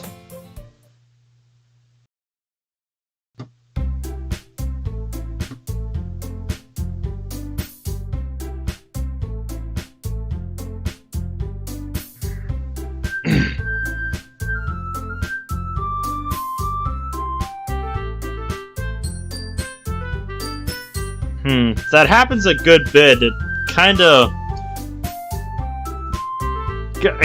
of lowers my rating for this mod, because it's been pretty solid up to this point, but that's kind of a confession that they couldn't think of enough filler for all the in-between. And that's kind of important, more so than you'd think, than, you know, all of the big decisions, because that stuff is just as important as the filler, you know, the build-up to it. You know, seeing the same dialogue in a game like this makes me think I've gone back in time or something. Like I'm living in Groundhog Day or something. That's not a good thing. And anyways. Oh, there you are, Ben. I'm immediately approached by the club president upon stepping into the room. Hey, Monika, do you need something? I was actually hoping you could assist me. Oh? How so? It's pretty rare for her to ask for my help. Actually, no, that's not true. This is her first time doing so. Yuri told me that Natsuki was cleaning the home ec room after school, and I was wondering if you'd go get her? I was planning to reorganize the closet, but Natsuki always gets upset whenever her books are moved without permission. I see. But am I really the best choice for this? Natsuki seems to still harbor some resentment towards my existence. Well, maybe this would be a good chance to fix that, my dude. I'm sure it's not that bad. Then you clearly have not been paying attention, Monika. Like, have you not been paying attention?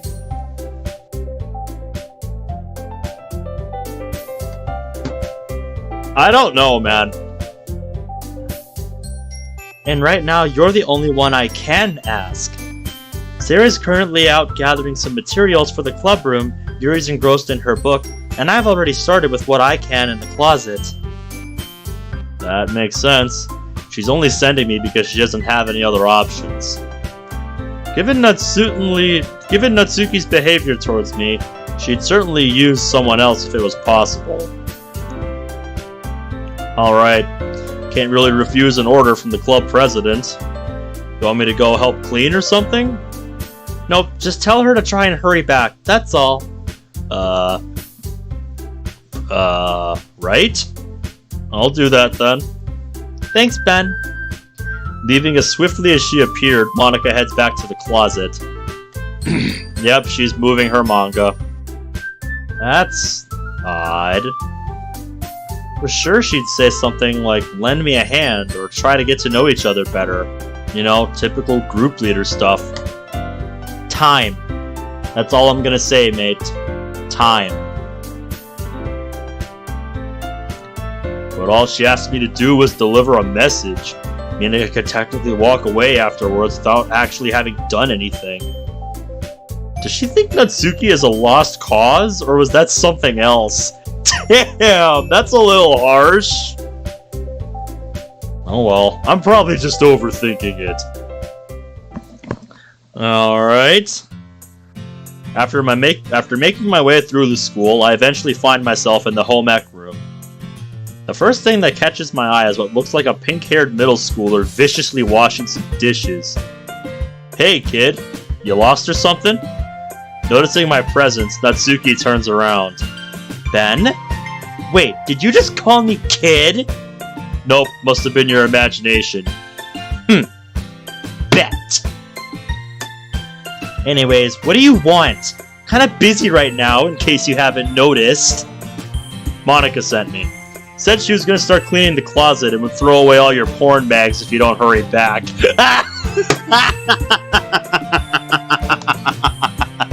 God damn. Eh? What the hell are you talking about? Huh?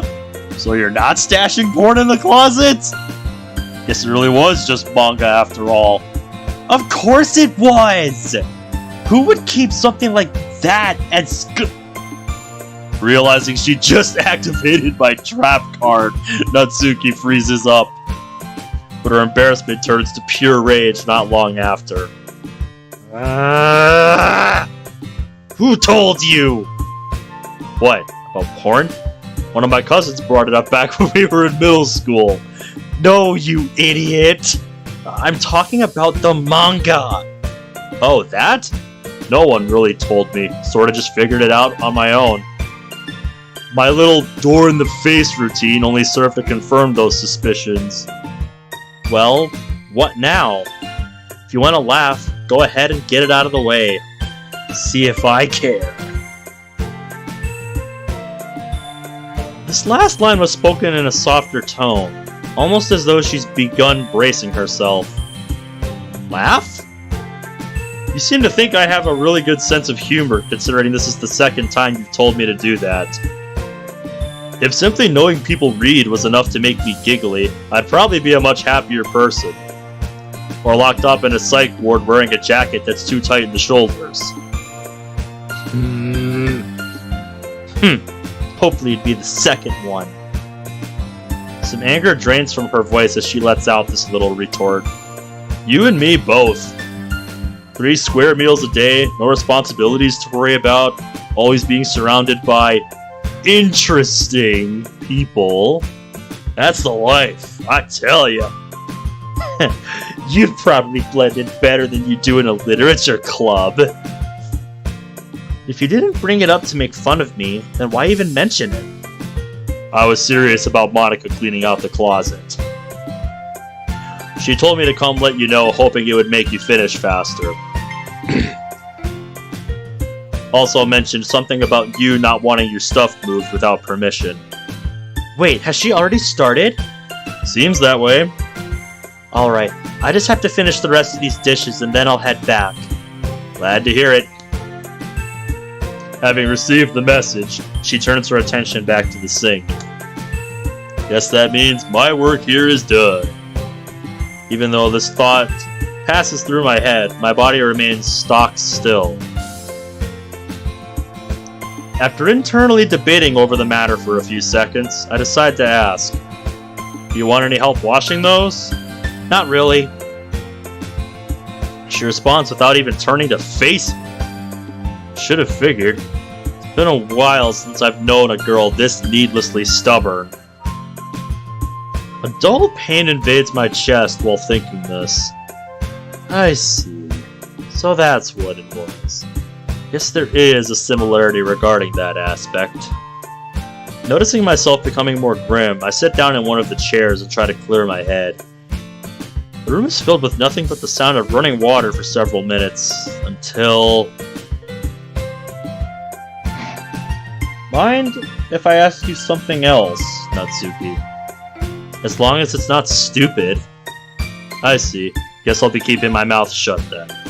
Are you serious? Nope, just wanted a reaction. I really can't stand you sometimes.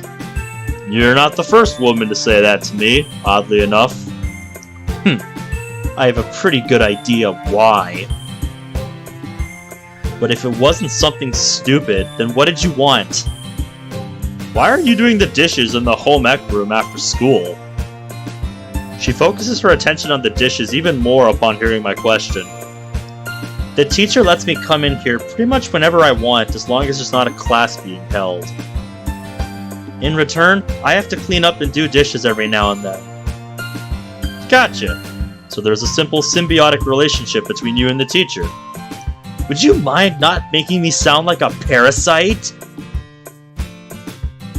Sorry. The way you wash dishes just really reminds me of Sakulina. I'm not sure I pronounced that right? Huh? I don't even know what that is. Yeah, that makes two of us, Natsuki. Unless you plan on becoming a deep-sea crab at some point, I wouldn't worry too much. Why is Sayori friends with you? Your guess is as good as mine. Seemingly exhausted by my conversation, Natsuki tries to return her attention to the dishes. Unfortunately for her, I'm actually beginning to enjoy myself. Did you use this room to make those cupcakes we ate the other day? Huh? Oh. Yeah. Sari asked me kinda last minute, but I already had most of the ingredients, so it wasn't a big deal. Not a big deal, you say? If she's serious about hastily making them by throwing scraps together, this girl might be able to make a career out of baking. You don't say! I would go to Natsuki's bake shop if she ever opened one. Like, for real. I would go there. I would be their opening day. Pardon my French when I say this.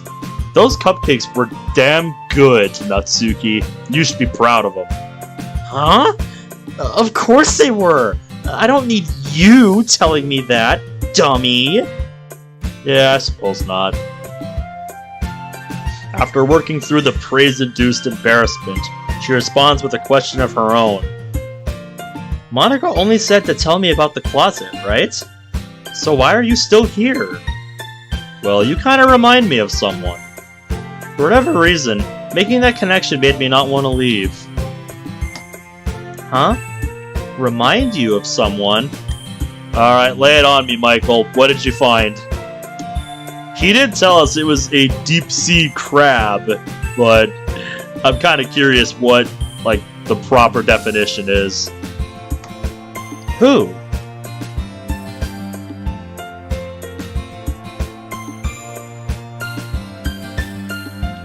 The running water luckily drowns out her voice, making it easy to pretend I didn't hear the question.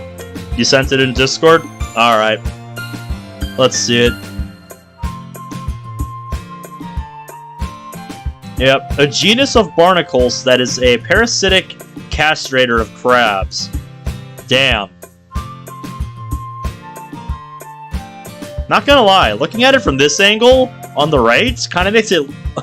kind of reminds me of those face huggers. That's what it reminds me of.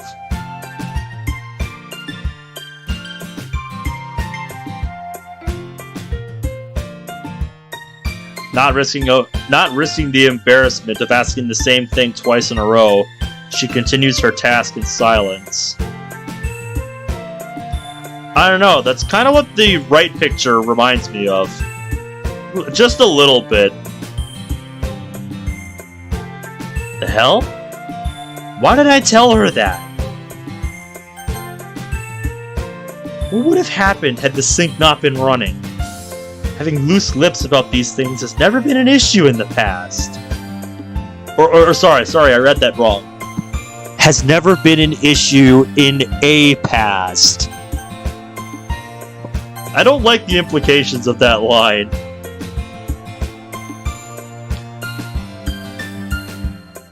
Wanting to stop myself from overthinking anymore, I walk over to the counter and pull out a dry towel.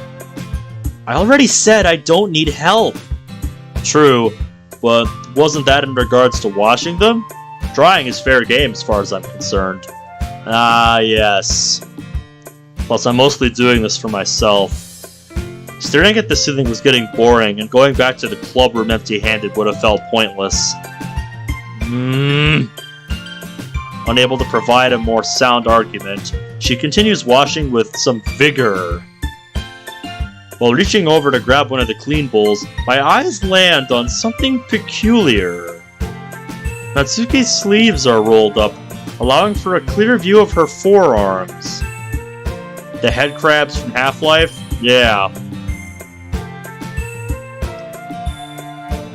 The bare skin isn't what distracts me, but rather it's the size of the arms themselves.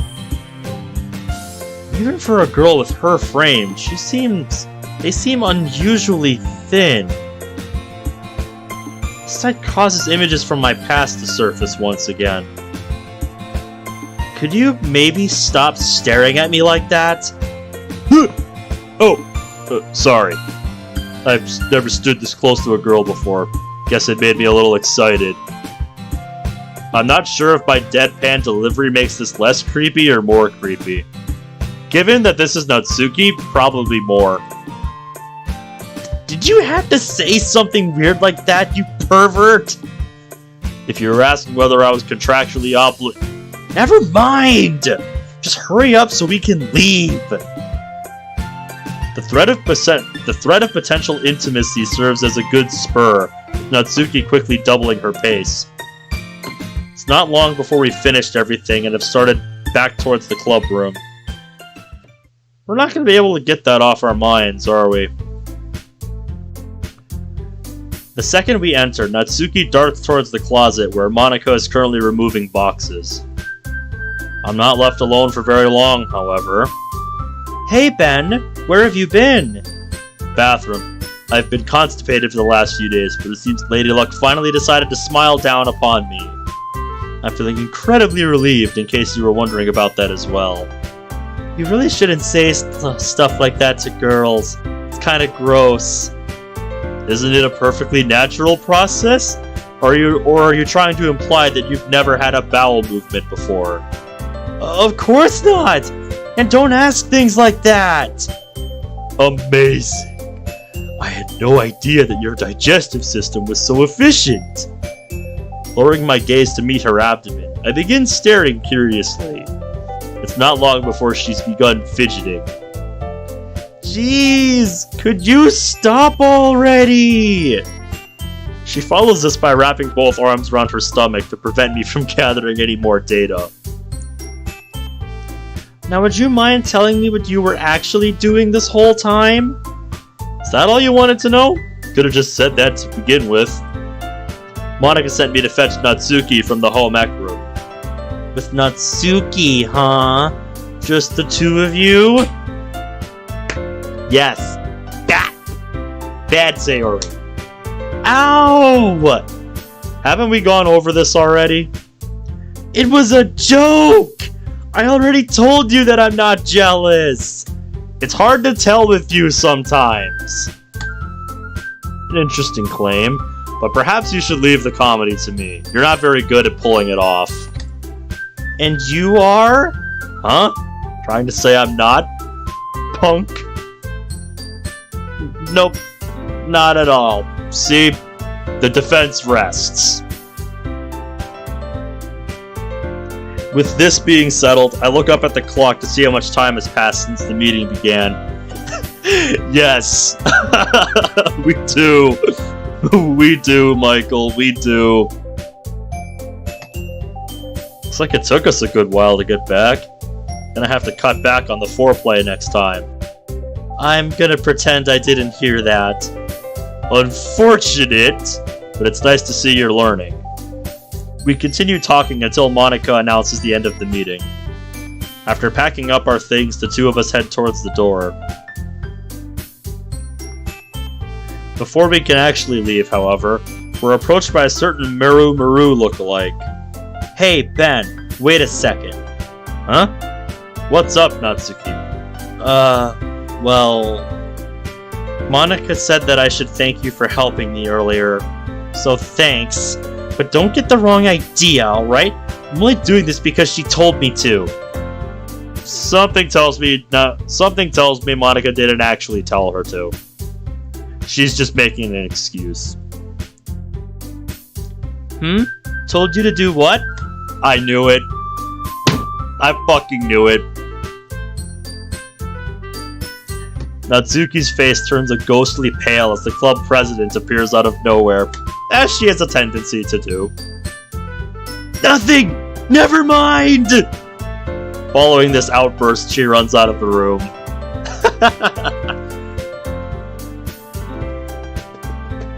Good job, Monika. Good job.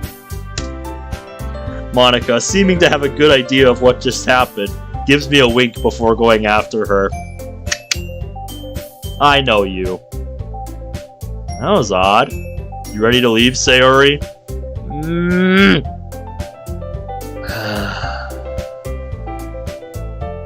This is never gonna end, is it?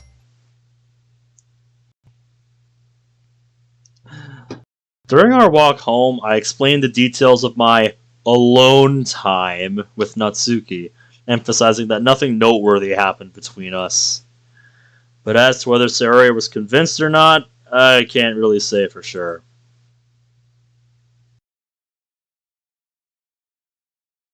Tuesday, April 12th. Jumping straight to lunchtime. Not long after taking a seat in my usual spot, it becomes apparent that I'll be eating lunch alone today. Looks like Kaiba is taking this whole harem thing pretty seriously. He's probably out drawing pentagrams and praying to demons for his wish to be fulfilled. Honestly. While the image of this makes my blood pressure rise, another strange thought enters my head. I wonder how the girls would respond. I wonder how the girls from the club would respond if I asked them to eat with me. Sayori is a definite yes. Yuri would probably feel too awkward to refuse. And I would have said Natsuki's a no, but it's hard to tell after that little stunt yesterday. Her emails are in the group chat, so contacting them wouldn't be Wait, why am I thinking this to begin with? Prior to Kaiba forcing his way into my life, I had no problem eating alone. Strange. This idea sticks with me for the remainder of the period. I'm not sure it's a good one. Though, mate. Upon entering the club room, I see all four girls are currently present. Monika and Sayori are talking in the back, Yuri's reading at her desk, and Natsuki is sitting in the floor near the closet. Looks like I'm being left to my own devices today. After sitting my stuff down at the usual spot, I think about how best to spend my time. Suppose I could try...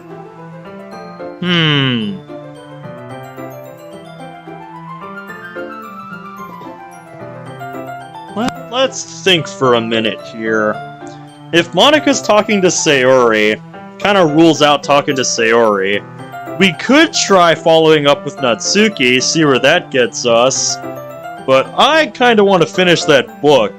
I mean, I don't know what, we're studying for exactly.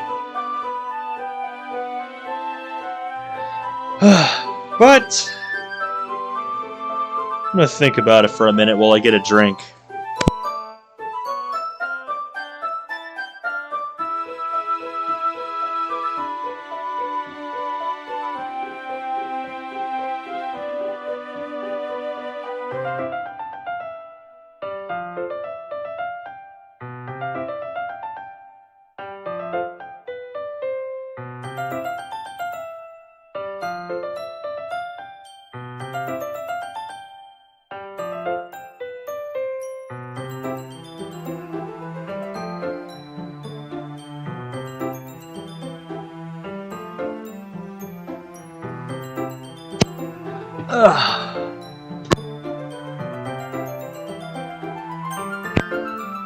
And that might be because I haven't been uploading as consistently as I was earlier.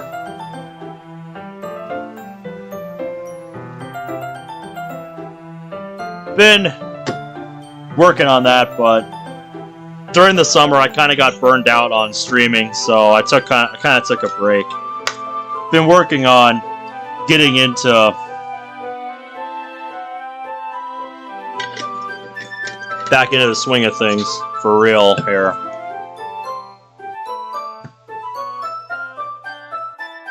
But I appreciate you dropping by, George Gonzalez. I appreciate it, man. Hopefully you'll be able to catch the next one. And Toby, yeah, you're a little late, but I'm having a good time so far. Gone through a few days. We've gone through a few days, gained some stats. And I mean, shit.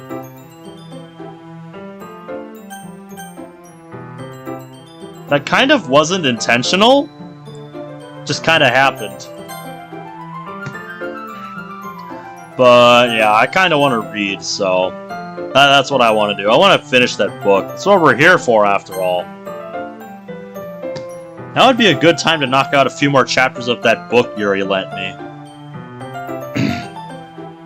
The story is really heating up, while also managing to grow much colder at the same time.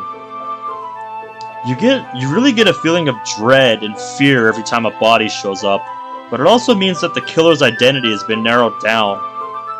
My second candidate for most likely to be the culprit also ends up being wrong.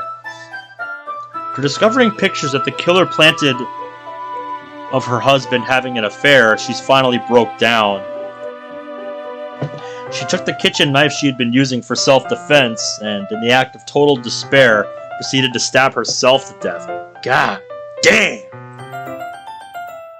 It's like I'm pretty bad at picking them. There's only 6 left of the original 13. The killer's true identity continues to elude me. In a strange turn of events, I find myself learning various details about the human body's vital spots. As Monika once again announces the end of club, I gather my things and prepare to leave. While doing so, something nudges against my back. Ready to go! You seem chipper. Don't tell me you're back on the sauce. Lazily ignoring my mark, Sarah continues ahead whilst pulling my sleeve. Halfway through our usual route, she stops and turns her attention back towards me. Do you know what today is, Ben? No, I can't say I do, Sayori.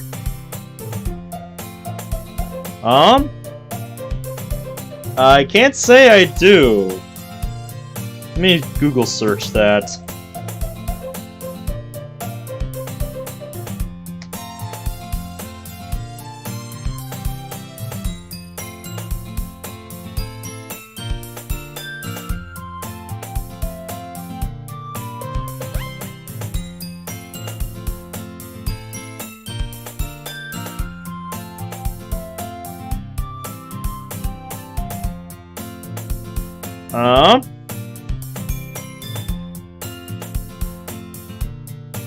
Oh, Valorant. Yeah, I've heard of that. But no, I have not played it. If you're wondering. Tuesday. Nope.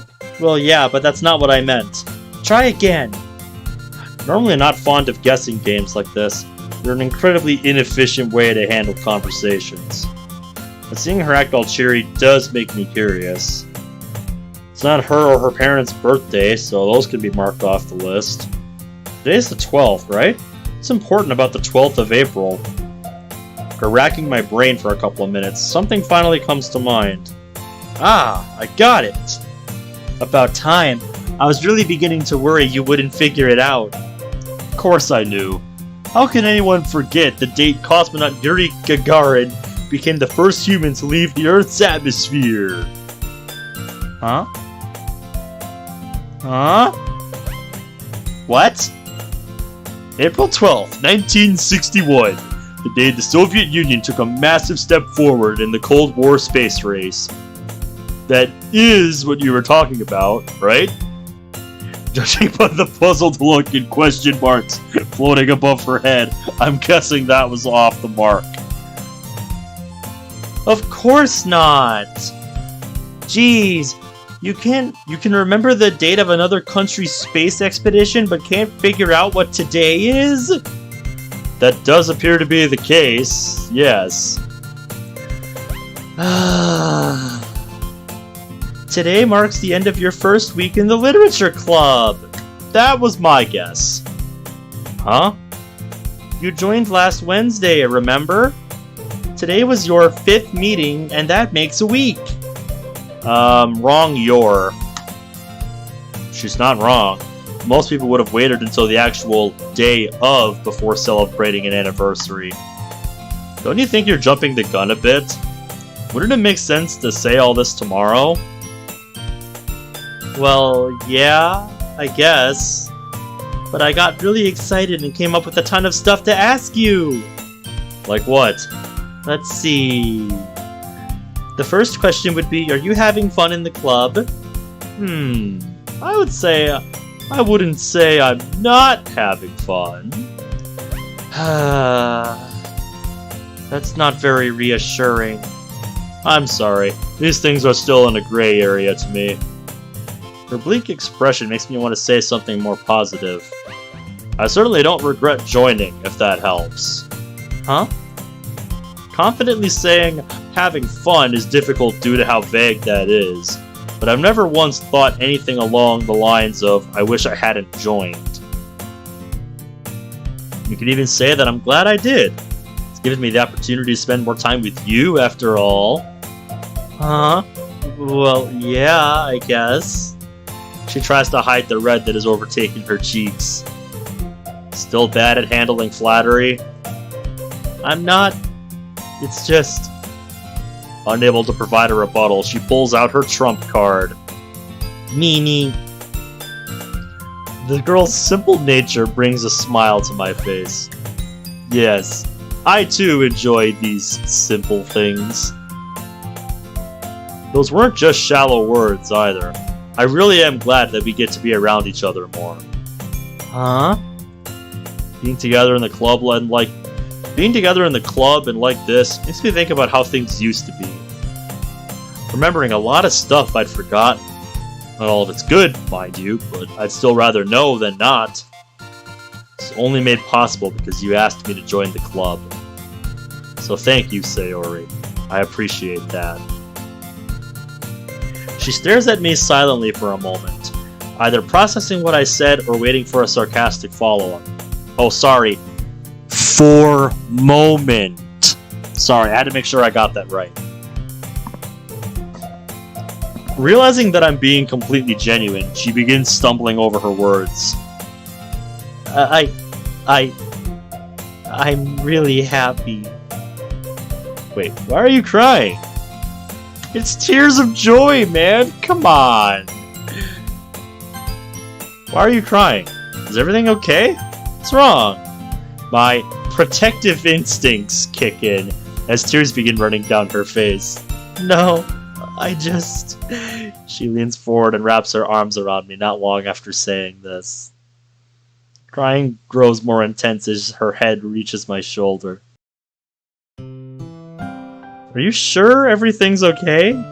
Seeing you this way makes me worry. I know. Sorry. I just need a second. There's no need to apologize. Take your time. Familiar sensation runs through me while Sarah tries pulling herself together. Been a while since I found myself in this position. Nice meta commentary, mod. A few images of my past flash by in my mind. I picked reading. Back when I may have had that choice. Sorry again, man. I didn't mean to get like this. You don't have to apologize, remember. If you're really okay, do you mind telling me what happened? I don't recall ever bringing you tears by saying thank you prior to now. I know. It's just...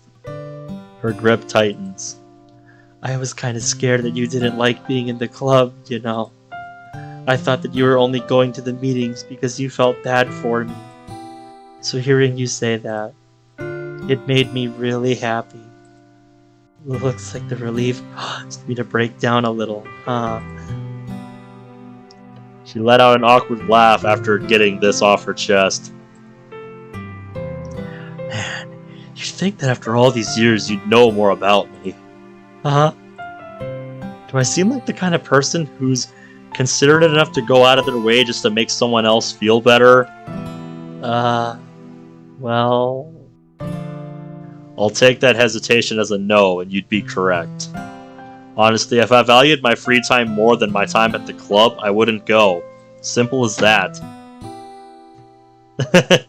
Hello, mate. Good to see ya. That does sound like you. Listen, I know that you have a tendency to overthink things. I also know that the most I can do is to try to be reassuring. But I'm not that complicated. Sure, there's things I can't openly talk about, but outside of that, I'm very straightforward. If you have a question, I'll answer it. Sugarcoating things out of kindness isn't really my style. I see. So you'll really answer any of my questions honestly? You know where the lines are, so yes, I will. That's good to know. With this, Sarai falls silent before burying her head deeper into my shoulder. We continue standing together until she's had her fill. Upon releasing the hug and wiping her eyes, she looks at me with a wide smile. Okay then, first question. What do you think of the other girls in the club? Ouch. Setting it to hard mode right off the bat. What do you mean? You've gotten to know everyone better over the last week, right? What have you thought about them so far?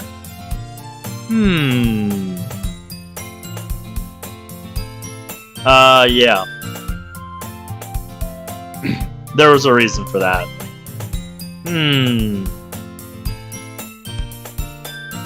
Well, if I had to decide between fuck, marry, and kill... BAN! A fist slams into my shoulder before I'm able to finish speaking. You can't say words like that! Words like what? Marry? I'll admit that commitment is a terrifying thing, but isn't punching someone over the word going a little too far? Alright, sounds good, mate. See you in a bit.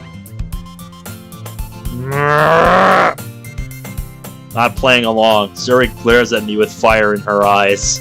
Oh shit! Run!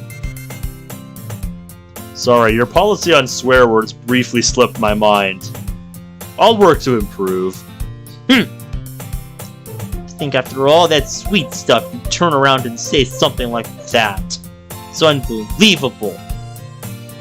Is it? I'd say I've maintained a fairly level head. You're the one rubbing yourself against me while talking about not being able to hide your feelings anymore. Don't say it like that! Someone will misunderstand! After panicking for a moment, she lets out a sigh. Are you finished yet? Yes, I do believe I've had my fill of teasing. Good. Now could you answer the question for real this time? Very well. Do you have any preference about who gets talked about first? No, not really. Oh yeah, I'm that way sometimes. Mainly when I'm pissed off at a game, but yeah. Then let's start with Natsuki. She's short-tempered, stubborn, and acts confident on the surface, but is insecure about her hobbies and interests. She can also be thoughtful in her own way, but absolutely sucks at handling guilt, gratitude, and praise. The word tsundere might actually be too fitting of a description. Yuri's pretty much the opposite in most respects. She's timid and selfless, seeming to put others ahead of herself. While this normally would be a good thing, her social awkwardness undermines some of its value. Like Natsuki though, she really opens up once you're able to find common ground. Then there's Monika. Honestly, I can't say much about her. She's the one I've interacted with the least since joining the club. Even when we do speak, there's the feeling that something's off. You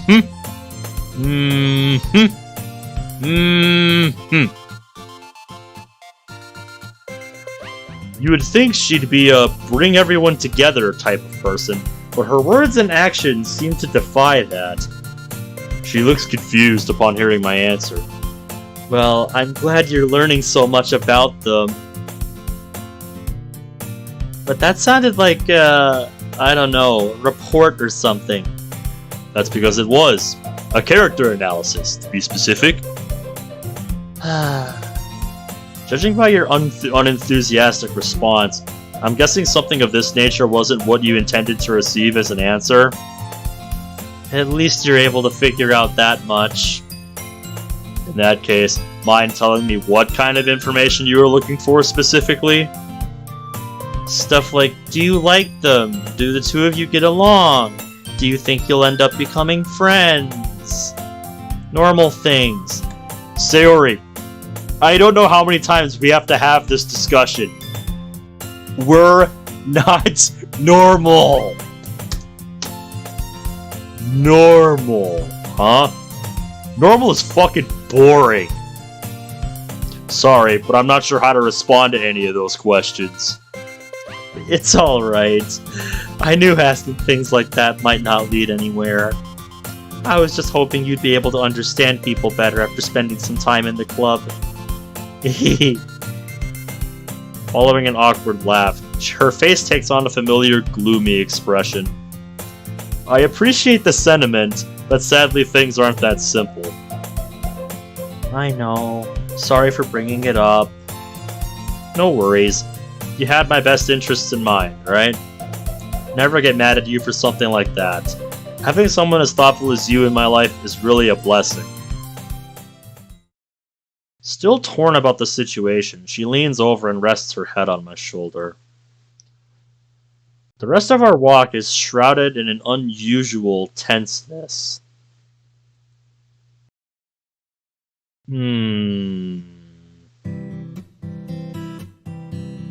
Trying to shake off the gloom from earlier, I think about what to do after arriving home.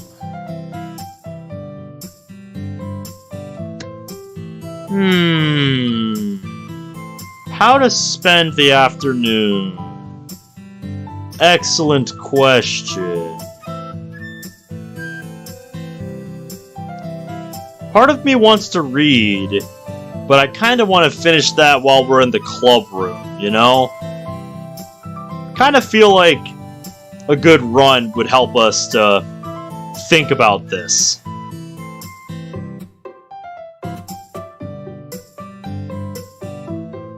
That's my thought process anyway.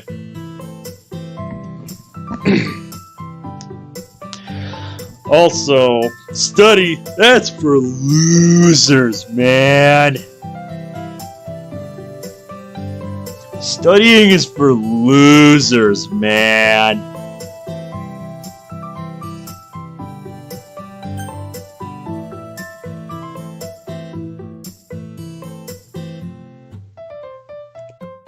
Kind of feel like we need to go for a run to clear our head after what happened with Sayori, so that's what I'm gonna go with.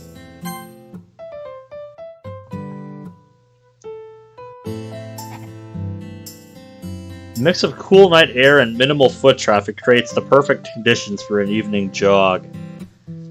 It's a familiar feeling of soreness in my legs as I complete the second lap of my usual route. Guess now would be a good time to head back. Don't want to stay out too late after all.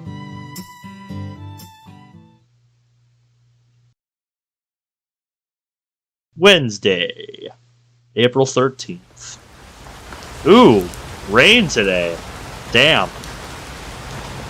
Looks like the rain's coming down pretty hard today. Should hurry and get going. Keeping my umbrella firmly overhead, I begin making my way towards school.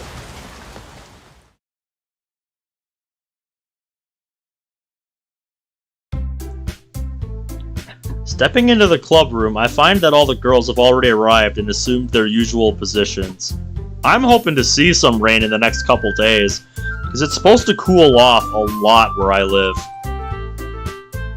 With the exception of Natsuki, that is. Instead of being holed up near the closet, she's standing near the window looking out towards the rain. Having a deep-seated existential crisis? Huh? Ben? Wait, what are you talking about? Nothing much. The sight of you staring longingly out the window just made me assume you were some tortured artist trying to find meaning in such a dreary day. Seriously? That's the first thing your mind goes to? We're a very eccentric man, Natsuki. Of course it does. Based on your reaction, I'm gonna take a guess and say that was wrong. Oh really? What gave it away? Why bother standing over here then? Oh, well, my umbrella sort of broke not too long ago. So I was checking to see if the rain had started letting up yet. How did you make it to school this morning if yours is broken? Catch a ride? She shakes her head before looking down towards the floor. I ran. Taking a closer look, her hair does seem a bit frizzy and unkempt. I see. Her situation quickly brings to mind the spare umbrella in my bag. It's normally reserved for Sayori, but she could share one considering we're walking the same way. Yeah! Besides, I think Sayori would really love that.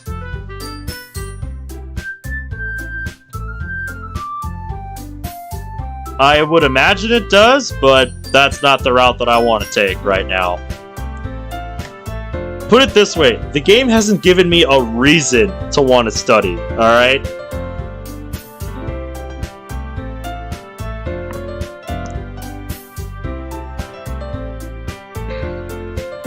The sound of rain pattering against glass is the noise between us for about 30 seconds. My eventual decision is an easy one to make, but I don't plan on giving handouts without enjoying myself first. No umbrella, huh? Explains why your hair is such a mess.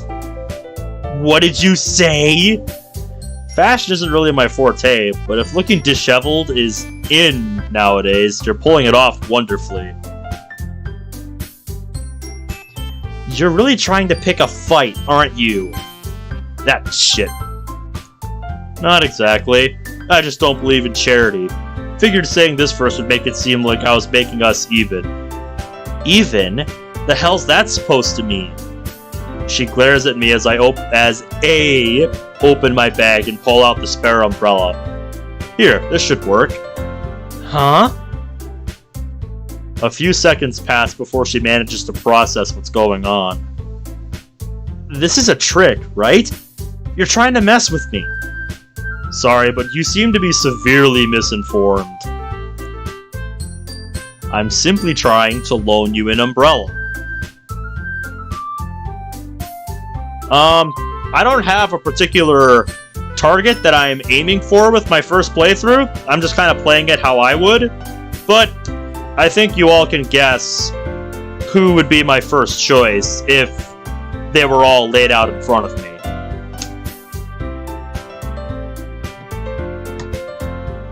What's the catch? Planning to make me owe you a favor or something? How distrustful is this girl? I know I'm still kind of new here, maybe some questionable things have been said, but still, it's an umbrella. You're overthinking this. I happen to keep two in my bag, and not loaning one to someone in need would be wasteful. Nothing nefarious about it. That said, I would appreciate if you returned it when you get a chance. Till then, it's all yours. Not wanting to waste time listening to more objections, I start towards my seat. Wait! Got more complaints? Well, thanks for letting me borrow it. Don't get the wrong idea, okay? I'm only taking it because it's convenient. It's not like you're actually helping or anything. Sure, whatever you say, Natsuki. Right.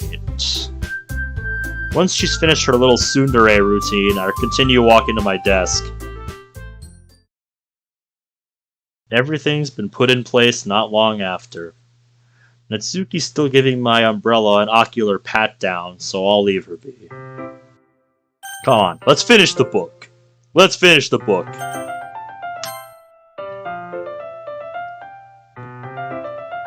I find myself wanting to continue the book Yuri lent me.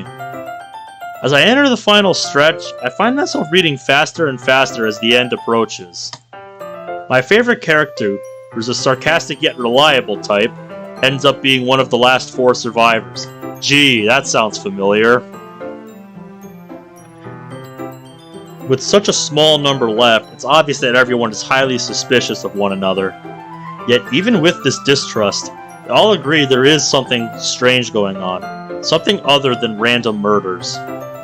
Namely, this concern pops up after an extra corpse is found charred to a crisp and unidentifiable. Yeah, that's kinda random. What the hell's going on? Confused about how there are now seemingly a total of 14 bodies, counting the living and dead, the survivors call a temporary truce. After banding together and retracting their steps, retracting. Why did I think there was an extra T in there? They find that the corpse belonging to the second casualty has disappeared. Causality, you wrote. It's...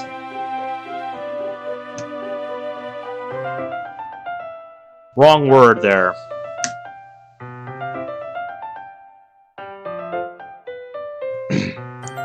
Through their combined investigation skills, they discover that the killer's identity is actually that of the missing corpses. Once the grand scheme has been unraveled, the killer appears, suspected of the same person that had been murdered early in the story. Admitting she had used a body double to fake her death and burning the corpse to create distrust among the survivors, the killer proceeds to ramble maniacally about the ecstasy that is total despair.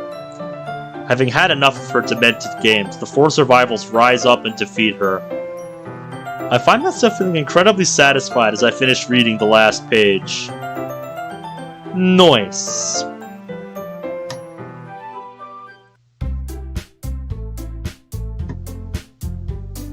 Ha! This sums up Natsuki. This sums up Natsuki in a nutshell.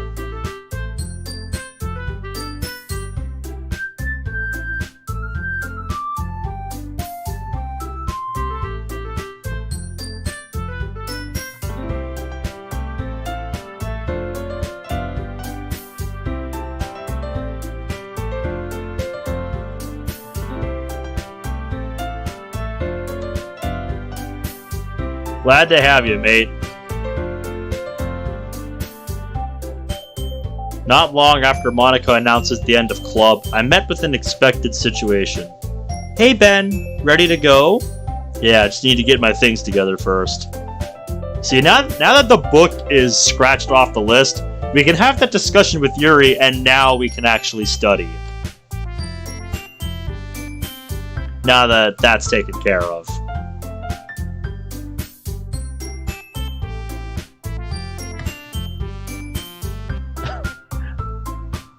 Wait.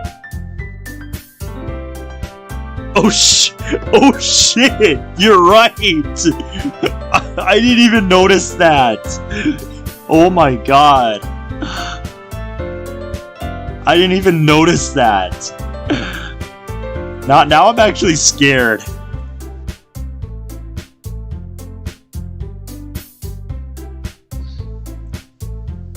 Sayori's stare grows more intense as I'm making sure everything is in my bag. She becomes noticeably surprised upon seeing me close the bag without an umbrella in hand. Huh? Something wrong? Oh, it's nothing. Let's get going then. Right. My lack of explanation regarding our usual routine was bound to make my life slightly more complicated, but curiosity got the better of me nonetheless. Yeah, what are we doing in here? Guess this should have been expected. In the short trip between the clubroom and the school's entrance, Saria has shifted from confused to her version of angry. She hasn't spoken since we left, which makes me wonder just how far she'll go before asking me for the umbrella. She had no problem begging for one the first few times, which eventually led to me naturally loaning it to her on rainy days. So why act all stubborn now? Does she think I forgot? Women are complicated. Her eyes dart up towards me as I mutter this. Well, no use standing around here. Come on, we should get going. As I reach for the door, angry mumbling comes from Sayori's direction.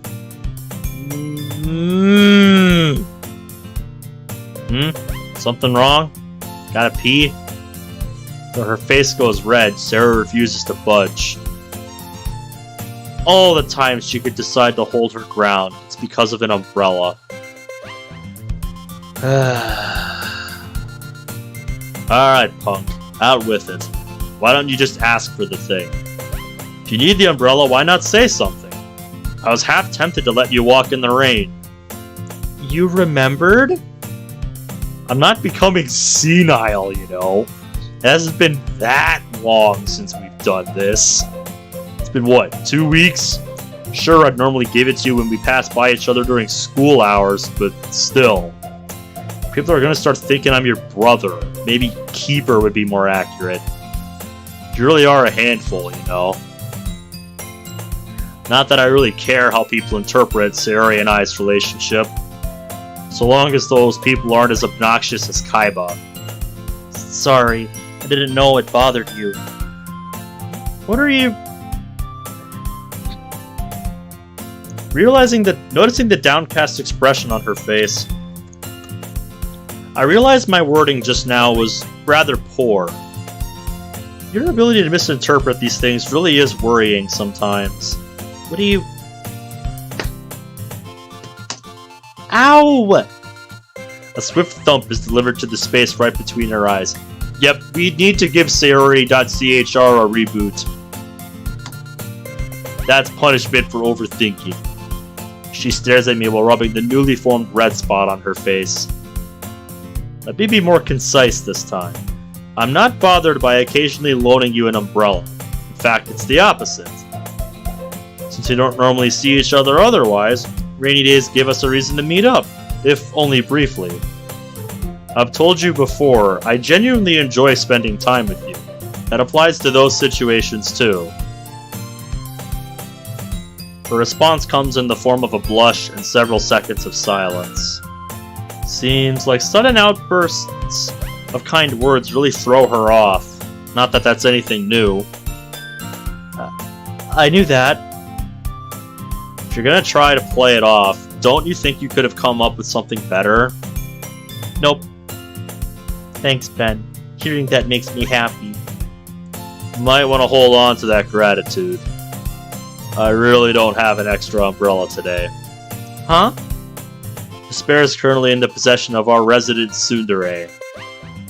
The algorithms going through Sayori's brain are practically visible as she processes this. Oh my god. Apparently coming to the conclusion that me and Natsuki are lovers now, she begins pouting. Yeah, I think you need those gears adjusted, Sayori. Oh god, that was awful. What have I done?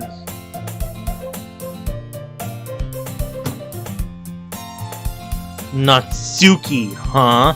That was nice of you. Could you give the jealousy a rest already? This weather has made me too tired to... Her giggling catches me off guard. What's this? Finally gone off the deep end? You were joking again, weren't you?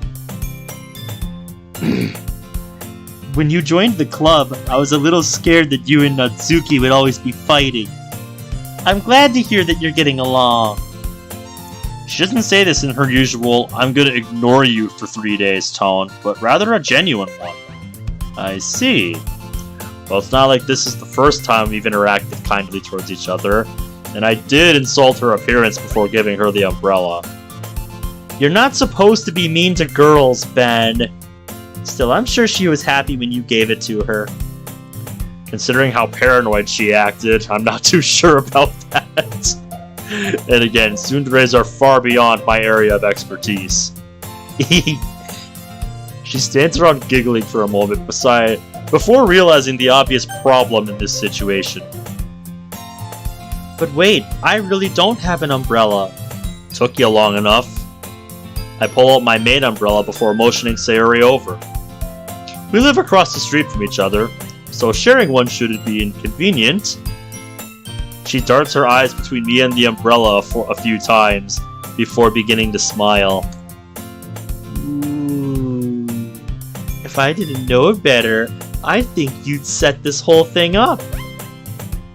What can I say? I am a hopeless romantic after all. Well, you certainly got the hopeless part right. What was that, you little punk? You must really want to walk home in the rain, huh?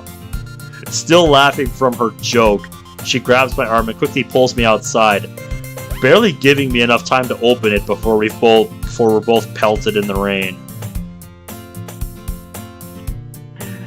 About halfway through our walk, Sayuri begins nudging progressively harder into my arm. Now's really not the best time to foster skinship, you know. Sorry, it's just that my shoulder is getting wet. Deal with it. This umbrella really isn't big enough for two people. Nini! You're supposed to offer the girl more room at times like this. But then I would get rained on. That's the point! Haven't I already told my opinions on gender equality? Plus, you're not the only one getting wet. My shoulder is soaked too. Maybe if you slimmed down...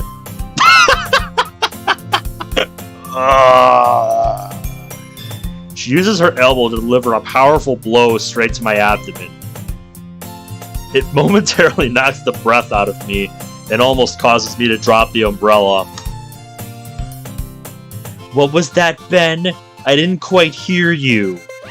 I said, you have a very healthy frame. Watching me speak between breaths, Sayuri's glare softens a little.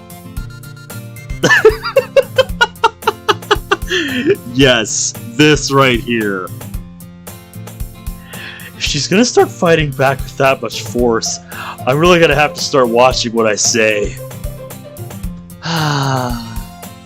You really have no idea how to treat girls, do you? No, ma'am. I'll work to improve.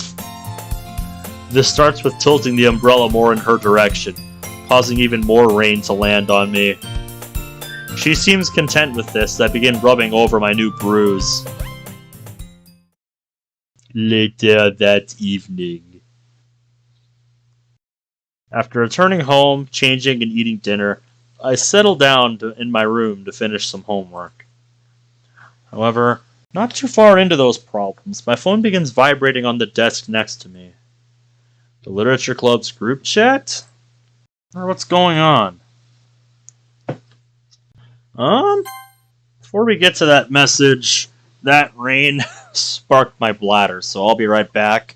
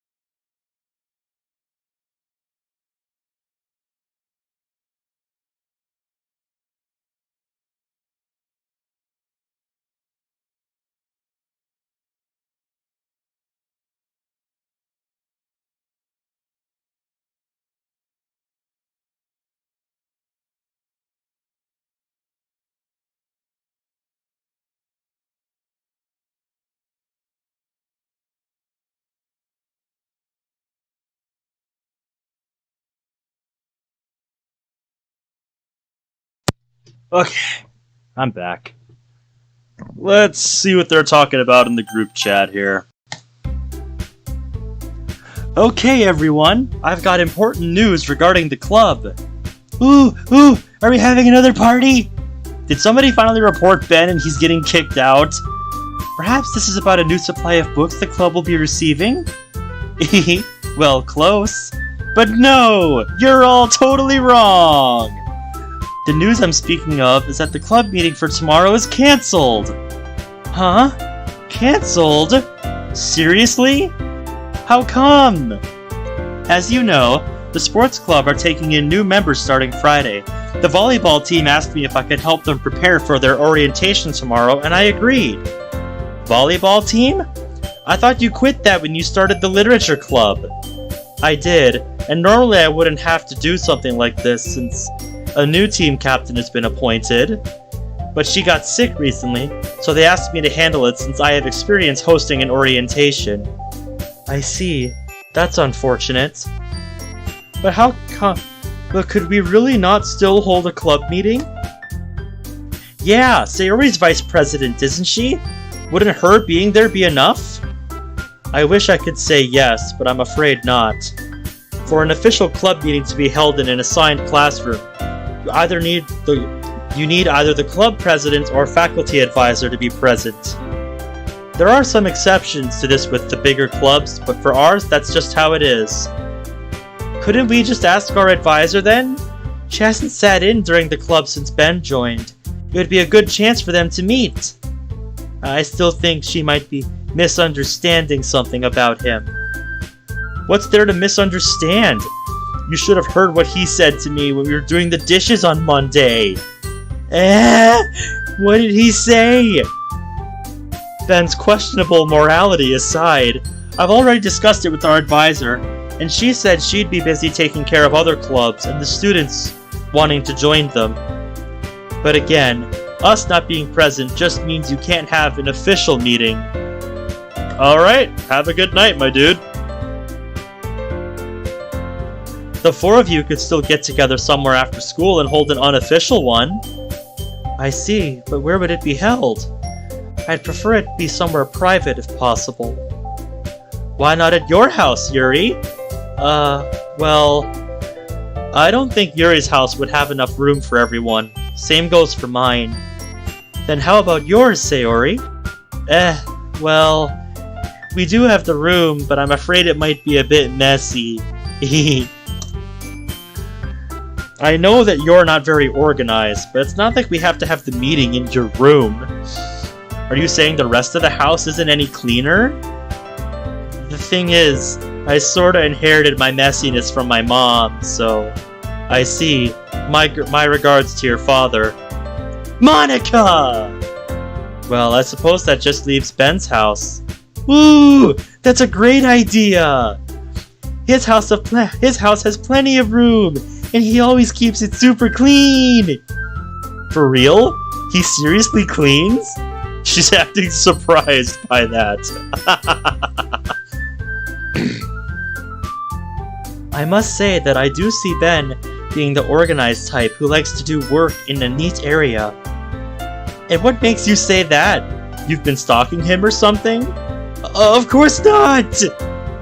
It's just, when he comes into the club room, he always sets his stuff in the exact same position. And when he reads, he carefully makes sure he has plenty of space, while also trying to take up as little as possible. He seems to be a very efficient and methodical person. Love Natsuki's silence.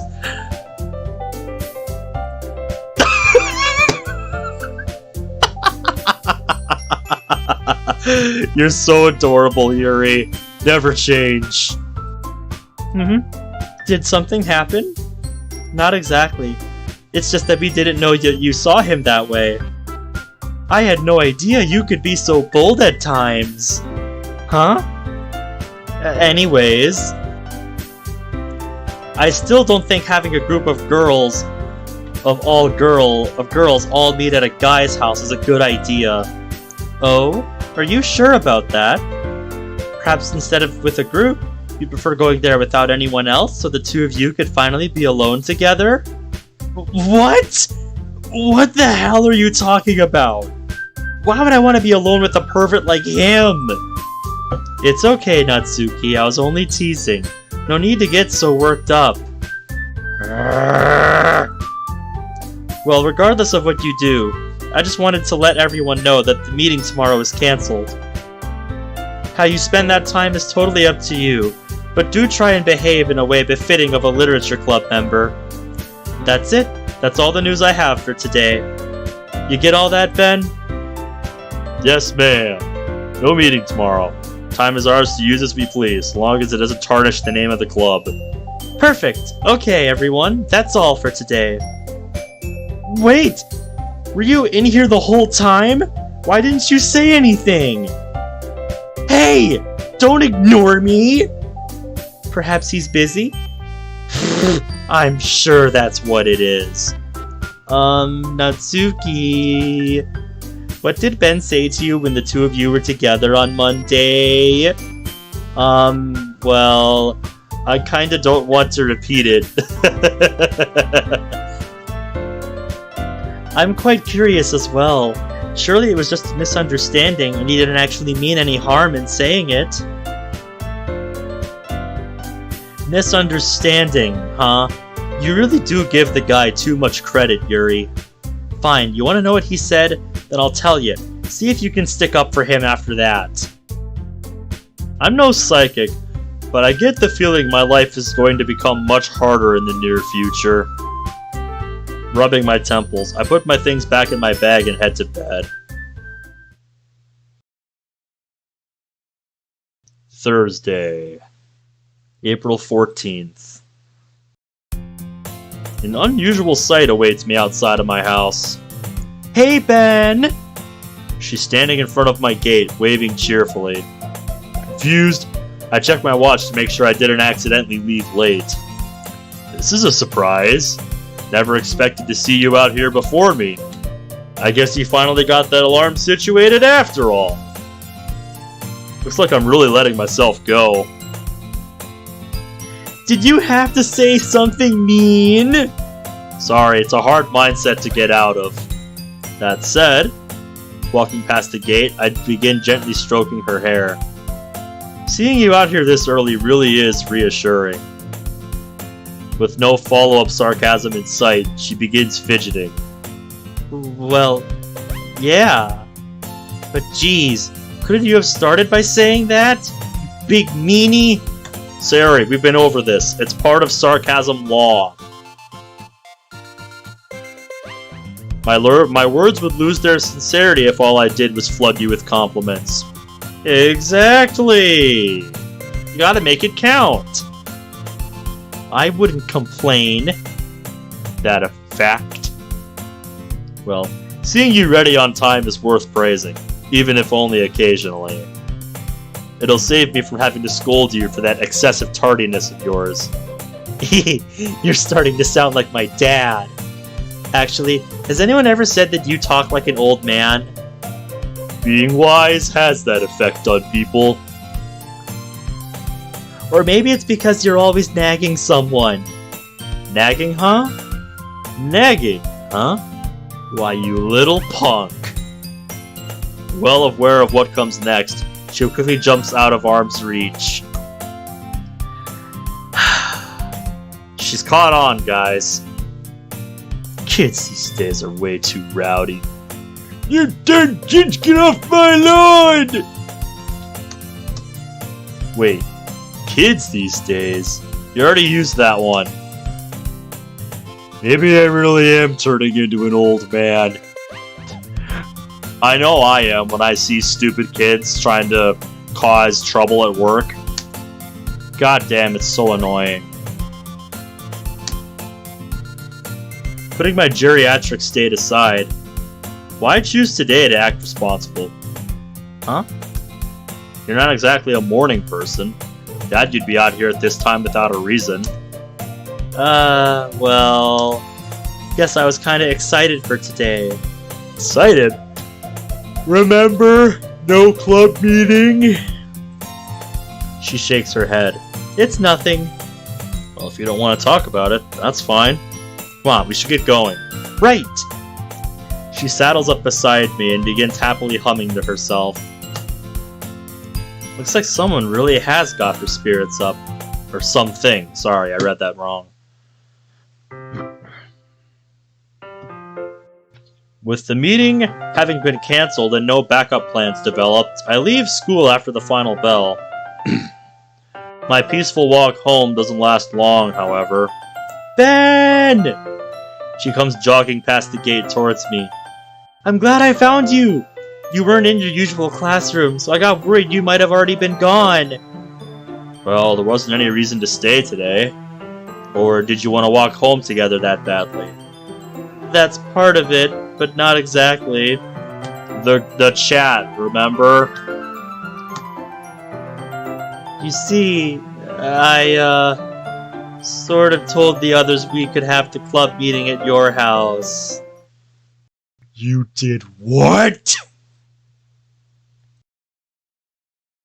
My surprise causes my words to come out with more anger than anticipated. Yeah, that's kinda something you need to discuss with us first. You know?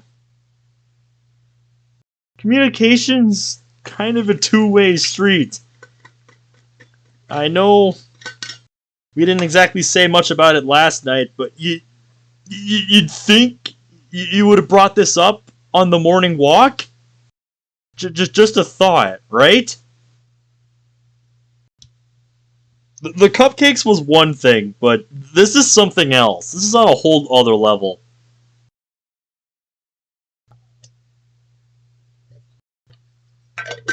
Oh boy. This is not gonna end well. This is not gonna end well. Sorry, I just... Not used to being scorned by me, Sarah quickly locks up, looking as though she might cry. Sorry, I didn't mean to say it like that. Where are the others right now? Are they already on their way? No. Yuri is helping Natsuki clean the home ec room. They were gonna head over once they finished. Here, I'll tell them we won't be able to do it after all. She reaches into her bag before pulling out her phone. Some guilt begins eating at me as she begins typing. It's not like there's anything lying around my house that would cause problems. There's no telling what might come up while they're there. Only so many questions can be dodged before people start getting suspicious. Damn.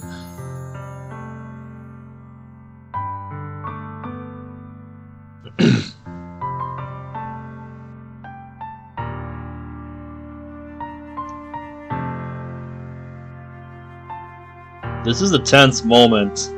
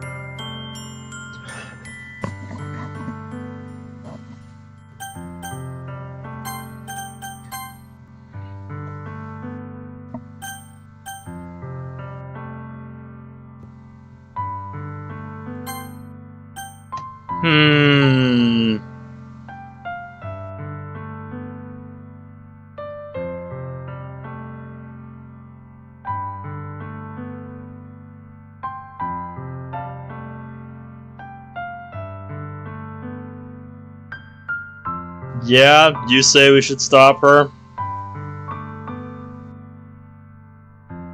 Because I certainly understand where she's coming from. She's trying to do something nice.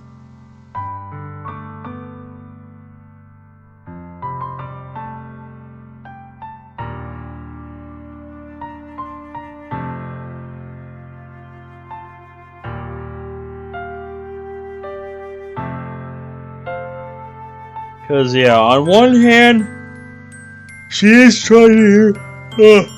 I need to stop yawning before I talk. Oh, that's better.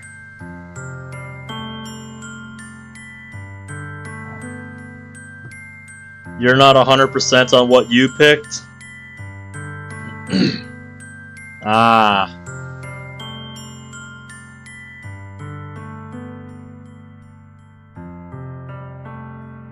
Yeah, what I was gonna say is that on one hand, yeah, she's trying to do something. She was trying to do something nice for everyone, and she is vice president after all. But again, she should have talked to us about this.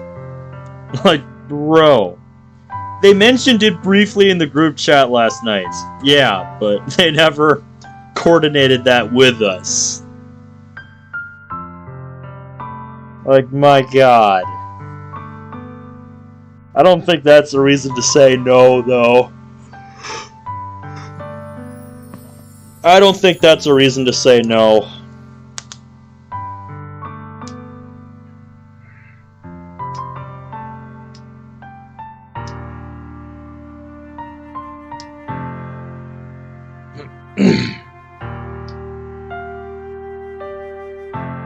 You aren't playing as him, you're playing as you, so pick what you would.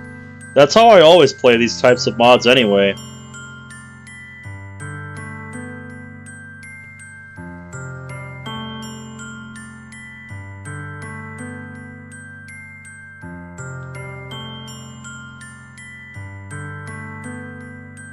Yeah. This comes from a place of understanding, so...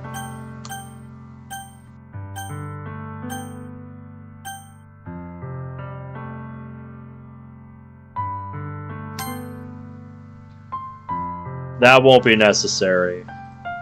Huh? She stops typing and looks up at me. You don't have to cancel. Are you sure? I mean, I didn't tell them without even asking you. If you think it might cause problems, that... Boop. I've already thought it through, don't worry. Them being there isn't inherently bad, so long as we can prevent anything regarding my situation from coming up. Though, inviting people to a house that isn't yours is still pretty dumb. Right. Sorry for putting you on the spot like this. Suppose this sort of thing should be expected having been around you for so long, huh? She gives a weak nod while also trying to forgive herself. Luckily, she's able to regain most of her spirit by the time we reach our houses. Gotta say, I'm a little surprised they agreed to host this party at my place, considering what Natsuki put in the group chat about me and all. That is just Natsuki being Natsuki. That's all there is to it. That's right! A fist is driven into my right arm. Ow! The hell? I don't think she was trying to do that. Did you really say that to her? Say what? You know, the thing while washing dishes. Sorry, Suri, but I'm drawing a blank. Mind telling me exactly what you're referring to? Of course, I'm fully aware of what Natsuki posted. I just want to see how far this girl will go. The thing. The excitement. Excrement? Don't recall that ever coming up. No! You're fumbling around for a moment. She takes a deep breath. The thing about you getting excited from standing near her! Polar opposite to before, she yells this so loudly I'm afraid I just developed a reputation among the neighbors.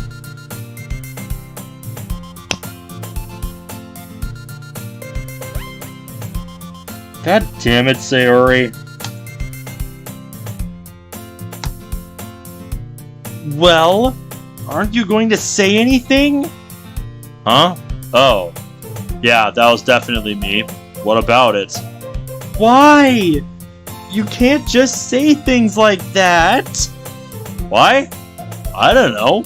She is pretty petite. Maybe I developed a complex? She reaches max panic. She spouts incomprehensible nonsense until I've had my fill.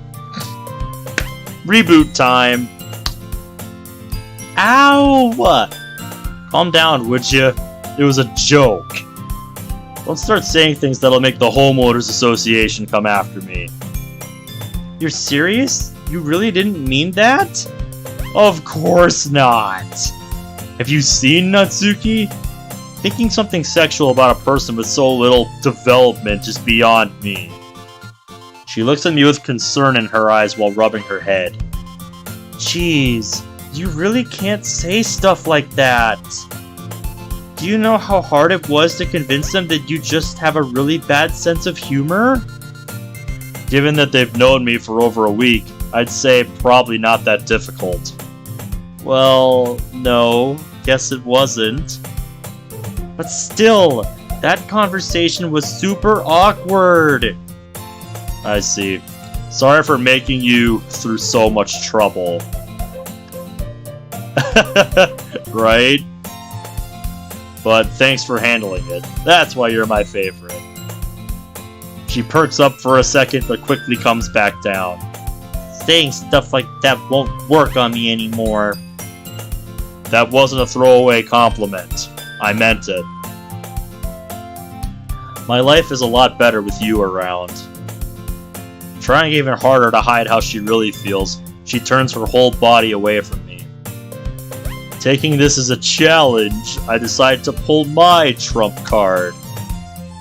You really are cute when you pout like this, you know. This statement manages to pierce her ironclad defense, with her face soon lighting up. Jeez, you're such a bully, then. That a fact? Giddy from my barrage of compliments, she skips happily next to me as we head towards my house. Unfortunately, her high spirits do little to help with the uneasy feeling that's begun stirring within me.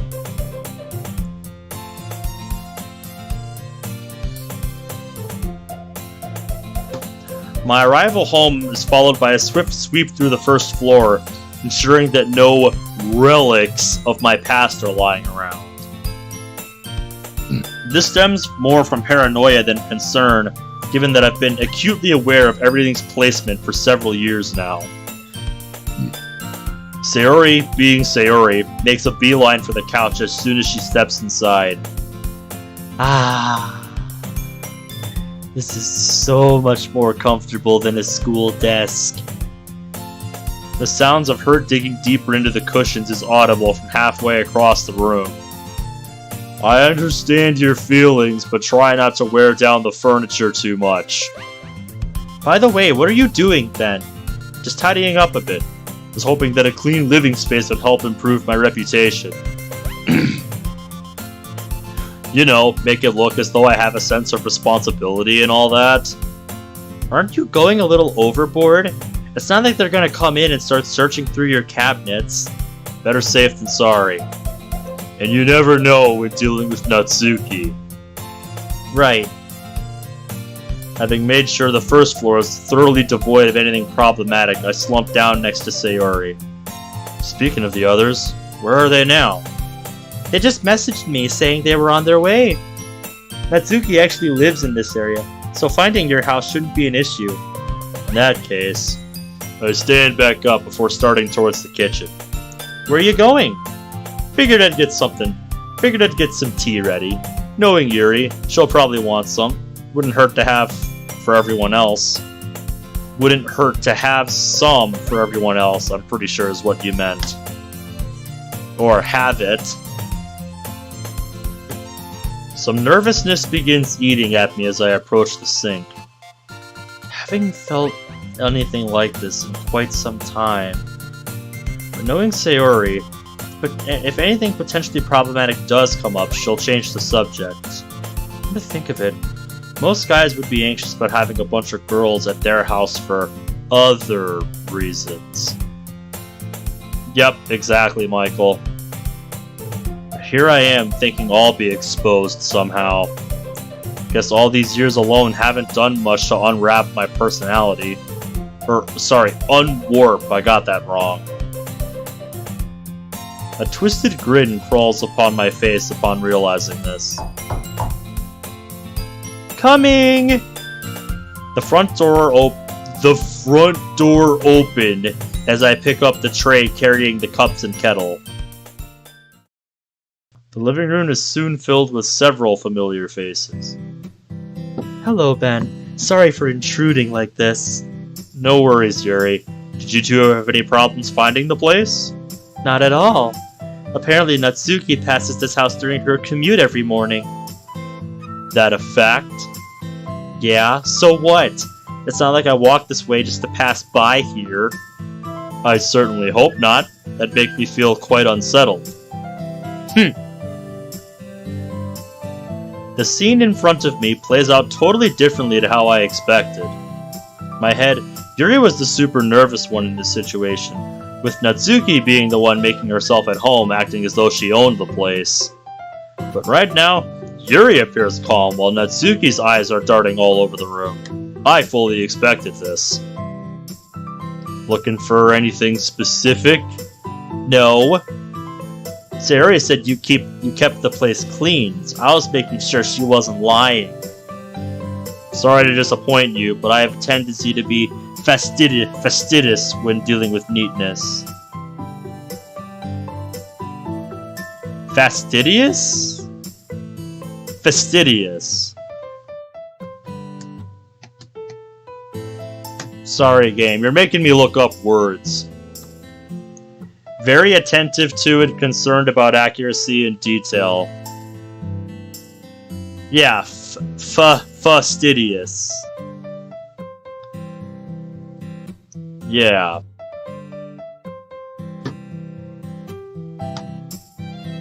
Huh? It means he shows excessive delicacy and care when cleaning. Very nice. Just what I'd expect from such an avid reader. Thank you for the praise, but you're the one who deserves acknowledgement for using such a word. Blah. Will you at least wait until we sit down before you start flirting? Flirting? That's not... Speaking of which, feel free to make yourselves at home. Prepared some tea in advance. Let me know if you want a cup. The tea serves as a good means of restoring order, as all the girls are soon settled into the living room. Natsuki and Yuri sit next to each other on one couch with me and Sarah sitting across from them. Once everyone has been handed a drink, I speak up again in hopes of diffusing any remaining tension. So, Sarah told me that you ended up staying late to clean the home ec room. That's correct. Sorry to leave you waiting, but the room was rather untidy. Not really. Teacher didn't even ask me to clean the whole room, just to do the dishes again.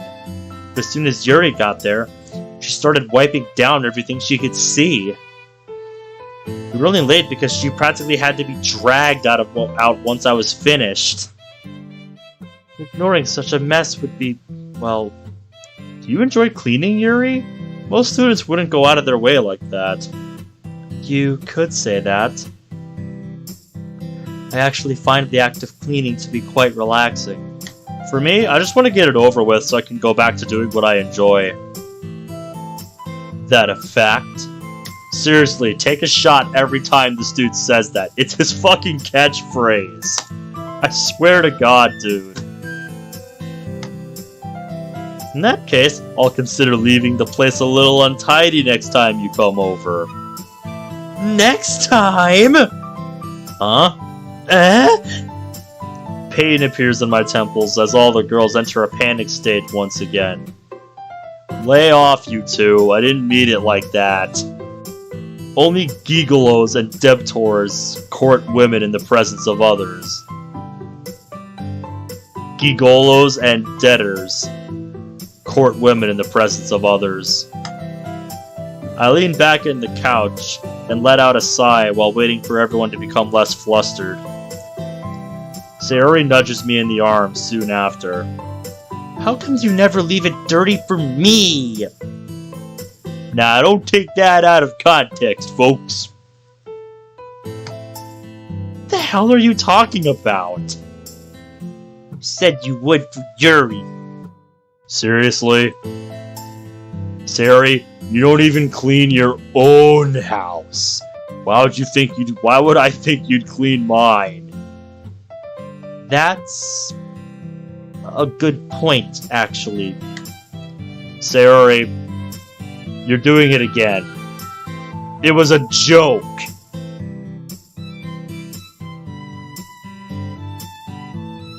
Trust me, I know what I'm doing. Her goofiness only serves to strengthen the tension in my temples. Huh? Hearing Natsuki mumble to herself, I glanced up to see her once again scanning the room. Bathroom's in the hall, first door on the right. That's not what I was looking for! Well, is there anything you are looking for? Or perhaps you have an interest in architecture? How about neither? I was just wondering where your parents were since we haven't seen anyone else. Even though I'm prepared for inquiries like this, a tinge of anxiety runs through my head. The worst that could happen is she finds out and I have to distance myself from her. So why am I feeling this uneasy? Before I'm able to respond, someone else speaks up. Actually, Ben lives here by himself. Huh? His parents started working in Tokyo a few years ago and didn't want to commute every day, so they began renting a place in the city. Since Ben has lived here since he was a kid, his parents agreed to let him stay in this house until he graduates. Oh. Wait, then does that mean we're alone with him? Not sure a group of 4 counts as being alone.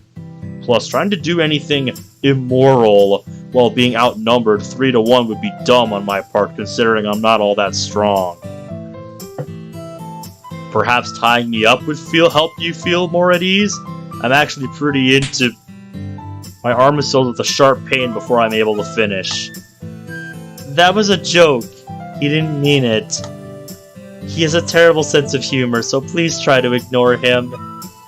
Whatever! I give Natsuki a wink as she tries to hide the red overtaking her face. Wrong let's. You don't need that apostrophe. Thanks for that. Well, I couldn't just let them think you're some pervert who likes being tied up. No, not for that. Thanks for cutting in after Natsuki asked that question. I appreciate it. Oh, no problem. You don't have to thank me for something like that. We've been doing this for a long time, after all. Still, I'm really glad you're with me. Don't mention it. Having received honest gratitude, she lightly grips the back of my sleeve. This seems to draw some attention as Yuri begins noticeably staring at us. Something wrong? Huh? Oh, no, nothing. No, I don't know what it means. Sayori has mentioned that the two of you have known each other for quite some time. I was simply wondering how long that might be, if you don't mind my asking. Sure, but what made you to know now all of a sudden? Want to know now, I think is what you meant. Figured this would have been more of a day one kind of thing. Well, seeing you together like this made me curious. It's because you're always acting lovey-dovey with each other. I see. Should have guessed that was the reason. While calling us lovey-dovey isn't exactly right, it's true that Siri is the person I'm closest to. As for how long we've known each other, we first met in our second year of elementary school. There used to be a playground near here that I began going to frequently, but not for any specific reason. I wasn't the most social kid, so I'd usually pass the time by sitting alone on a bench. You? Not social? Who would have thought? Yeah, thanks, Natsuki. Thanks for that, Natsuki. I appreciate it. Anyway, one day while I was minding my own business, a loud, coral-headed girl came up to me.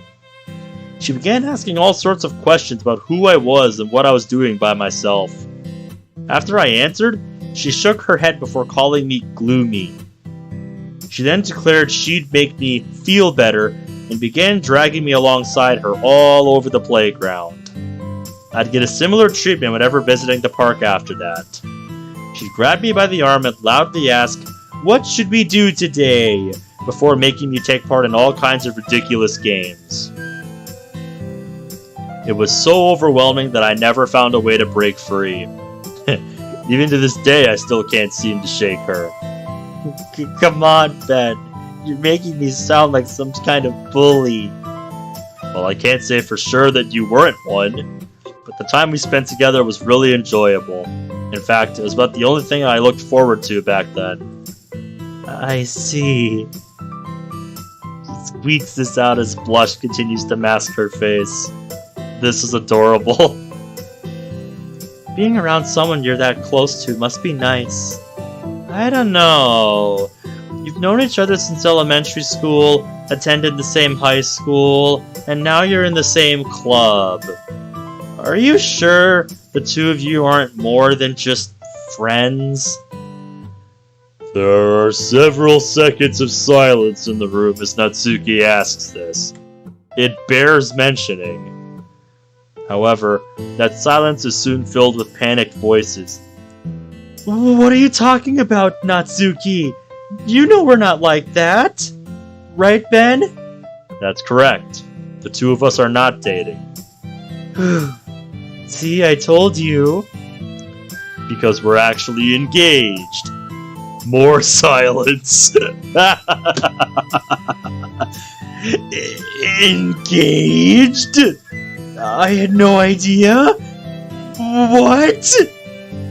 After watching them struggle to form complete sentences for a while, I decide to hit the brakes. Calm down, I'm just messing with you.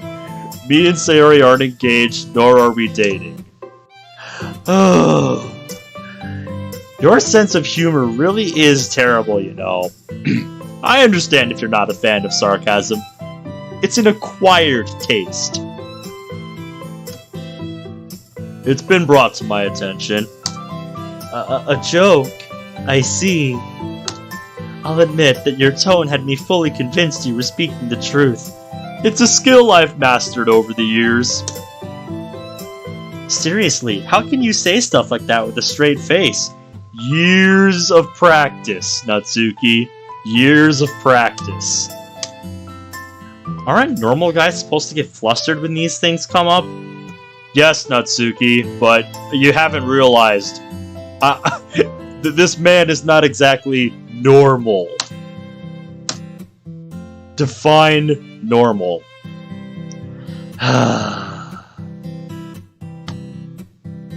The opposite of you. That a fact? As my style of comedy is being slandered by the short one, I noticed Sarah continuing to fidget from my engagement declaration. What are you all embarrassed for? This isn't the first time I've said something along those lines. Uh-oh, I know. But it's been a long time. Don't you think saying things like that is a little weird now that we're in high school? I mean, we are old enough. Wait, so this isn't the first time you've told someone you're engaged? Don't recall saying it was, but no. For some reason, whenever someone we know sees Sayori and me together, they always ask something along the lines of, "Are you two a couple?" Of course, my number of social interactions is fairly small, but it's still managed to pop up over the years. Eventually, I began saying we were engaged to keep myself entertained. That's a weird way of keeping yourself entertained. I won't deny that, but like Sayori mentioned, you're probably the first person to ask us since, say, middle school? I can understand Sayori's reaction if that's the case. That was several years ago. Yeah, what she said! I see. She continues to awkwardly poke her fingers together as the other two girls look at me with confusion. Anyway, putting that aside, what are the three of you planning to do for the meeting once you actually got here? You've already wasted quite a bit of time, after all. I figured we'd just do what we normally do in the club room. That was my expectation as well. I made sure to bring along a book with me. Same here. It's not like there's a reason for us to do anything special. Very well. Though I must apologize, Natsuki. We don't have any closets on the first floor. Perhaps you could use one of the cabinets under the sink instead.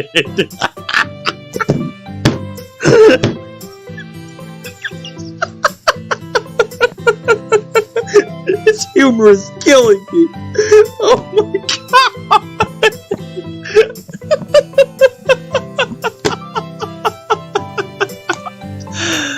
Shut up. It's not like I gotta hide just to read my book. How relieving to hear. The girls soon begin rummaging through their bags, which leaves me in an odd position considering mine is still in the kitchen. Realizing this, I stand up from the couch before picking up the drink tray. Would any of you like more tea? Yuri and Sarai politely decline my offer, while Natsuki grunts in rejection.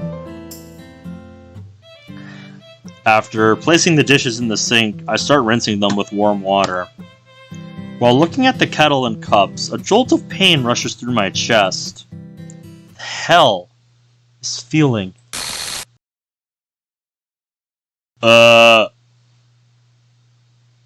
Game? There wasn't any indication of these kinds of shenanigans going on.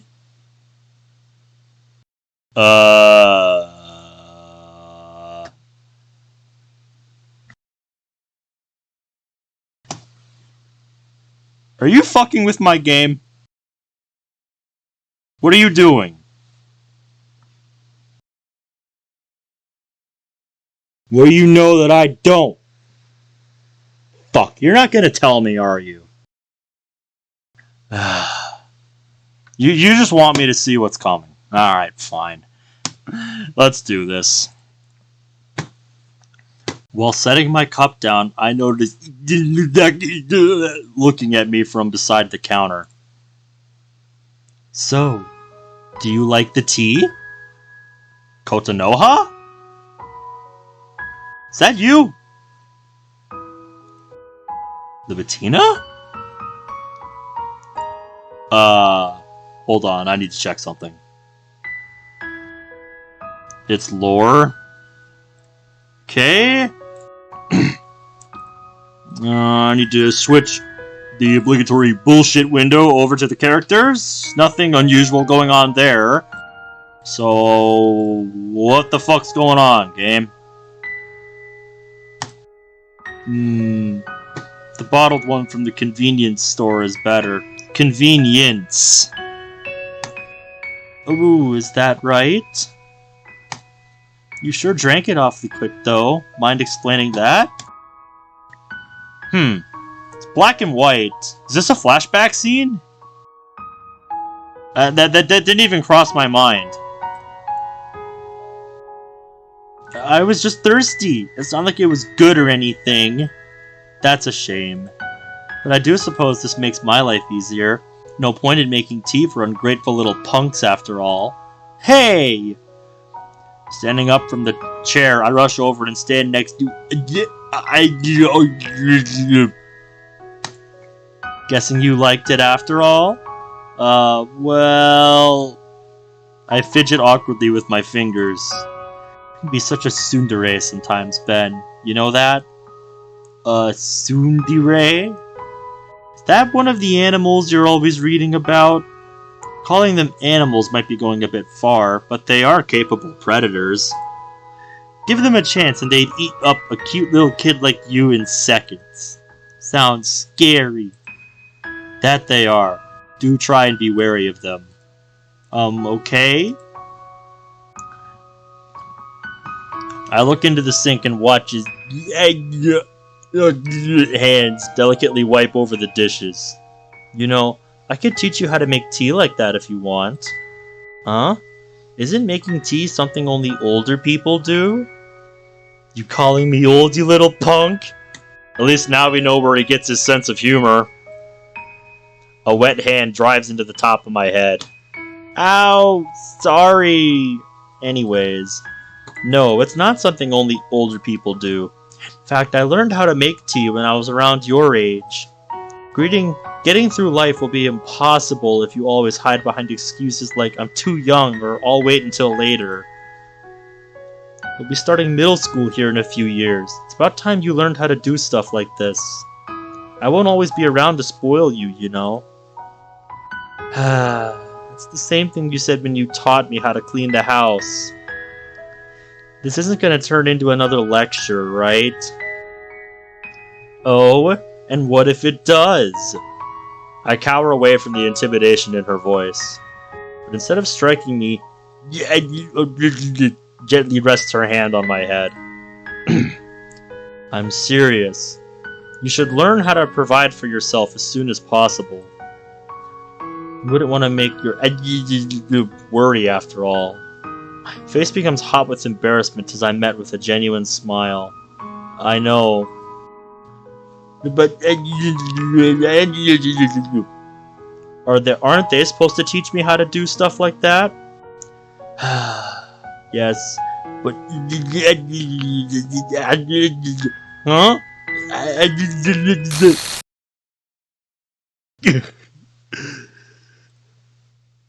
Tightness in my chest continues to constrict me.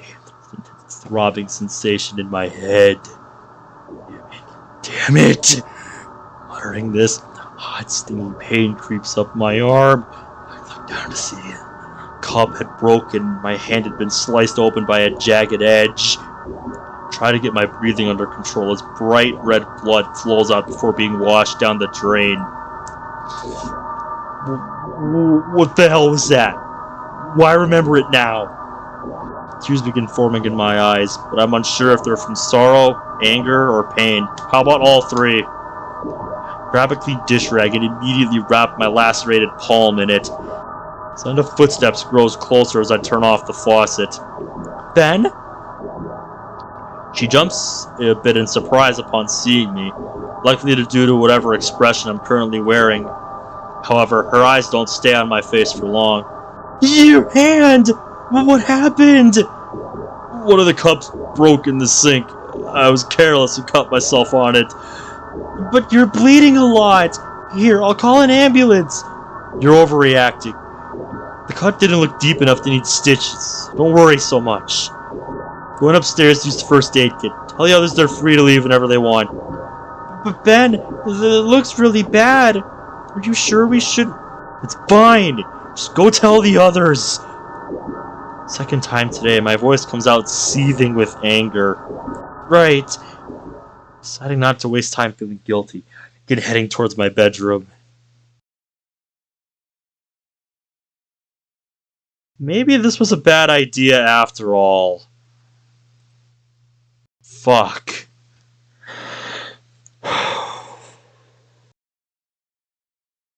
There. That should be good enough. First aid kit had everything necessary to clean the wound and properly wrap my hand. While it wasn't deep enough to warrant stitches, there's still a decent chance it'll scar without more treatment. I think I could injure myself without even noticing. Yeah, that flashback was pretty vivid. A faint pain returns to my head as I rack my brain looking for the memory from earlier. This endeavor proves to be fruitless, leaving me with only a vague understanding of what it was about. A sinking feeling builds up in my chest as I stare at the bandages. Huh? I'm in. Oh. Hello. Pardon my intrusion. Yuri? Why'd you come up here? Sayori told us that a glass broke while you were washing the dishes. She also mentioned you appeared to have been injured. I see. There's something strange about the way Yuri looks at my now bandaged hand, but I'm not sure what exactly. I'm not sure why either, my man. Maybe she doesn't handle the sight of blood very well? I won't say. So, did the others send you to check on me? Figured Suri would have been the one chosen to do that. Actually, I was going to offer my assistance in lending you first aid. I'm somewhat familiar with the treatment of lacerations. Guess the unable to handle blood thing was off the mark. Maybe it was just my imagination? That's surprising to hear. You don't strike me as the type who got scrapes and bruises while running around as a kid. Well, I once read a medical journal that my father had, and I also took a first aid class back in middle school. I see. Well, you're free to look at it and tell me if I messed up anywhere. I hold my hand up in Yuri's direction, signaling her to come closer. Are you sure? I'm not technically licensed. Weren't you the one who came to offer her assistance? Or were you only planning to stand there and watch the whole time? I suppose not. Then it's fine.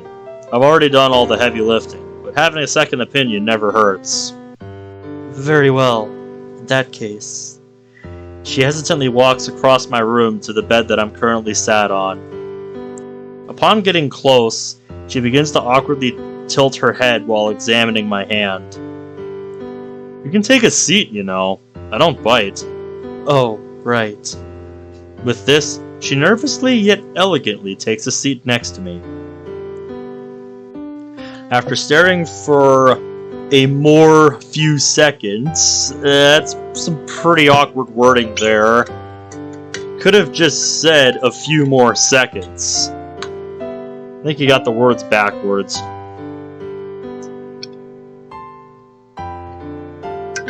Yeah, English is hard.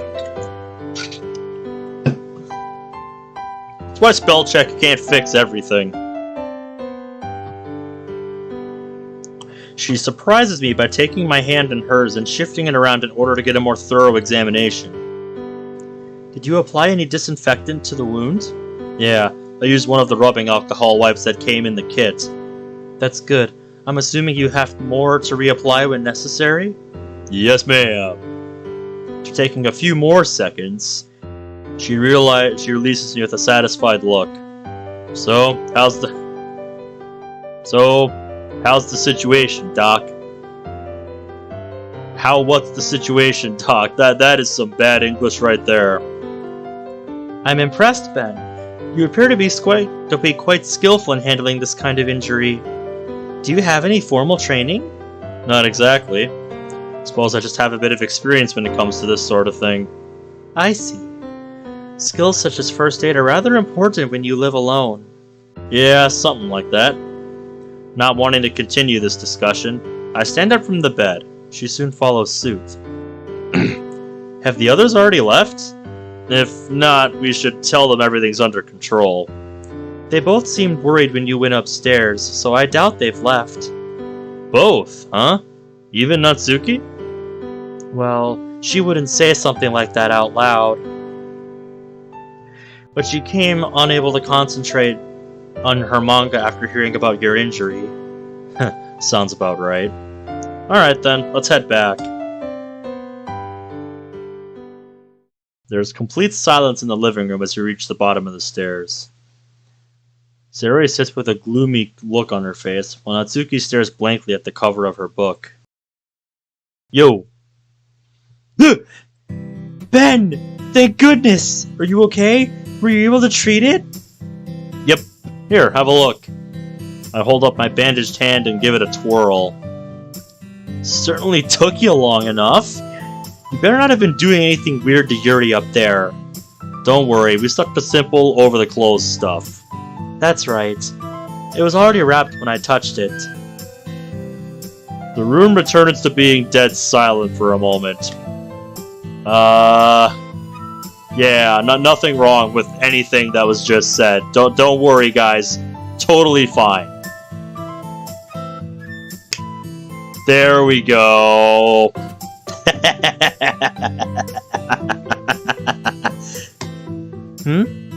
Wow, even I'm a little surprised. Had no idea you could be so bold, Yuri.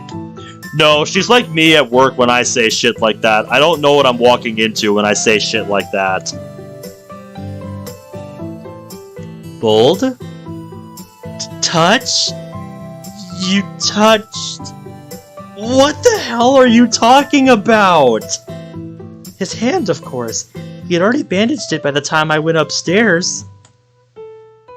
Gah! It collapses, their souls escape from their bodies. We're gonna be the death of them one of these days. I'm sorry, but did something happen? Beats me. Should probably just leave them alone for now. Oh, and please never change. You're perfect the way you are.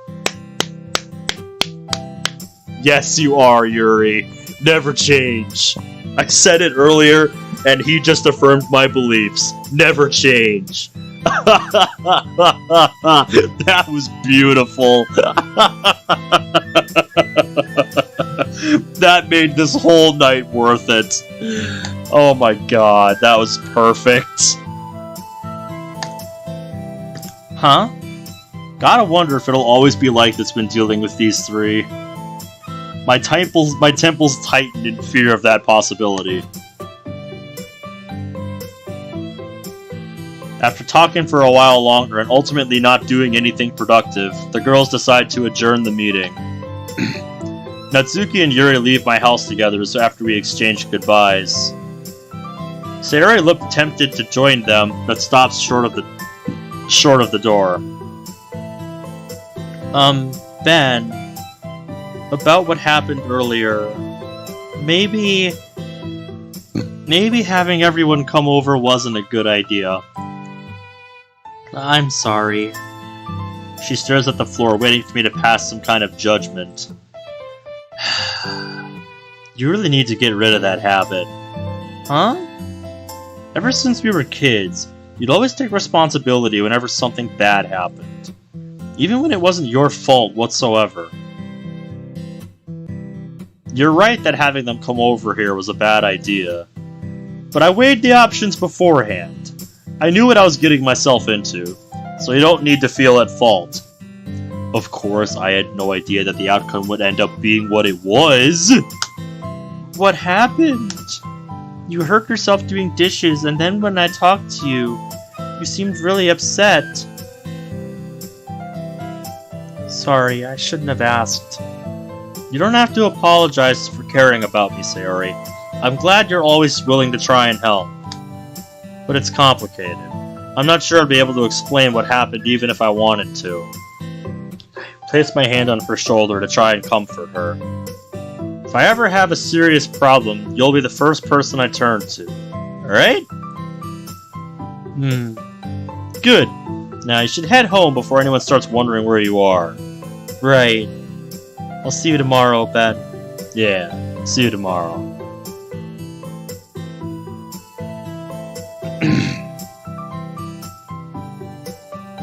The next several minutes were spent cleaning glass out of the sink while trying to recall the details of my earlier memory. This ultimately leads nowhere, leaving me with little more than a vague sense of deja vu. I was able to grow closer to the girls at the very least, though the cost of that hasn't exactly been determined yet.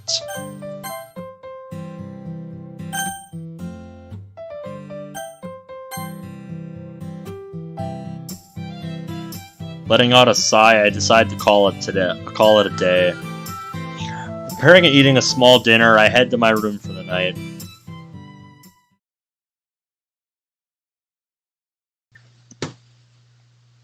And I feel that's a good place to call it a night.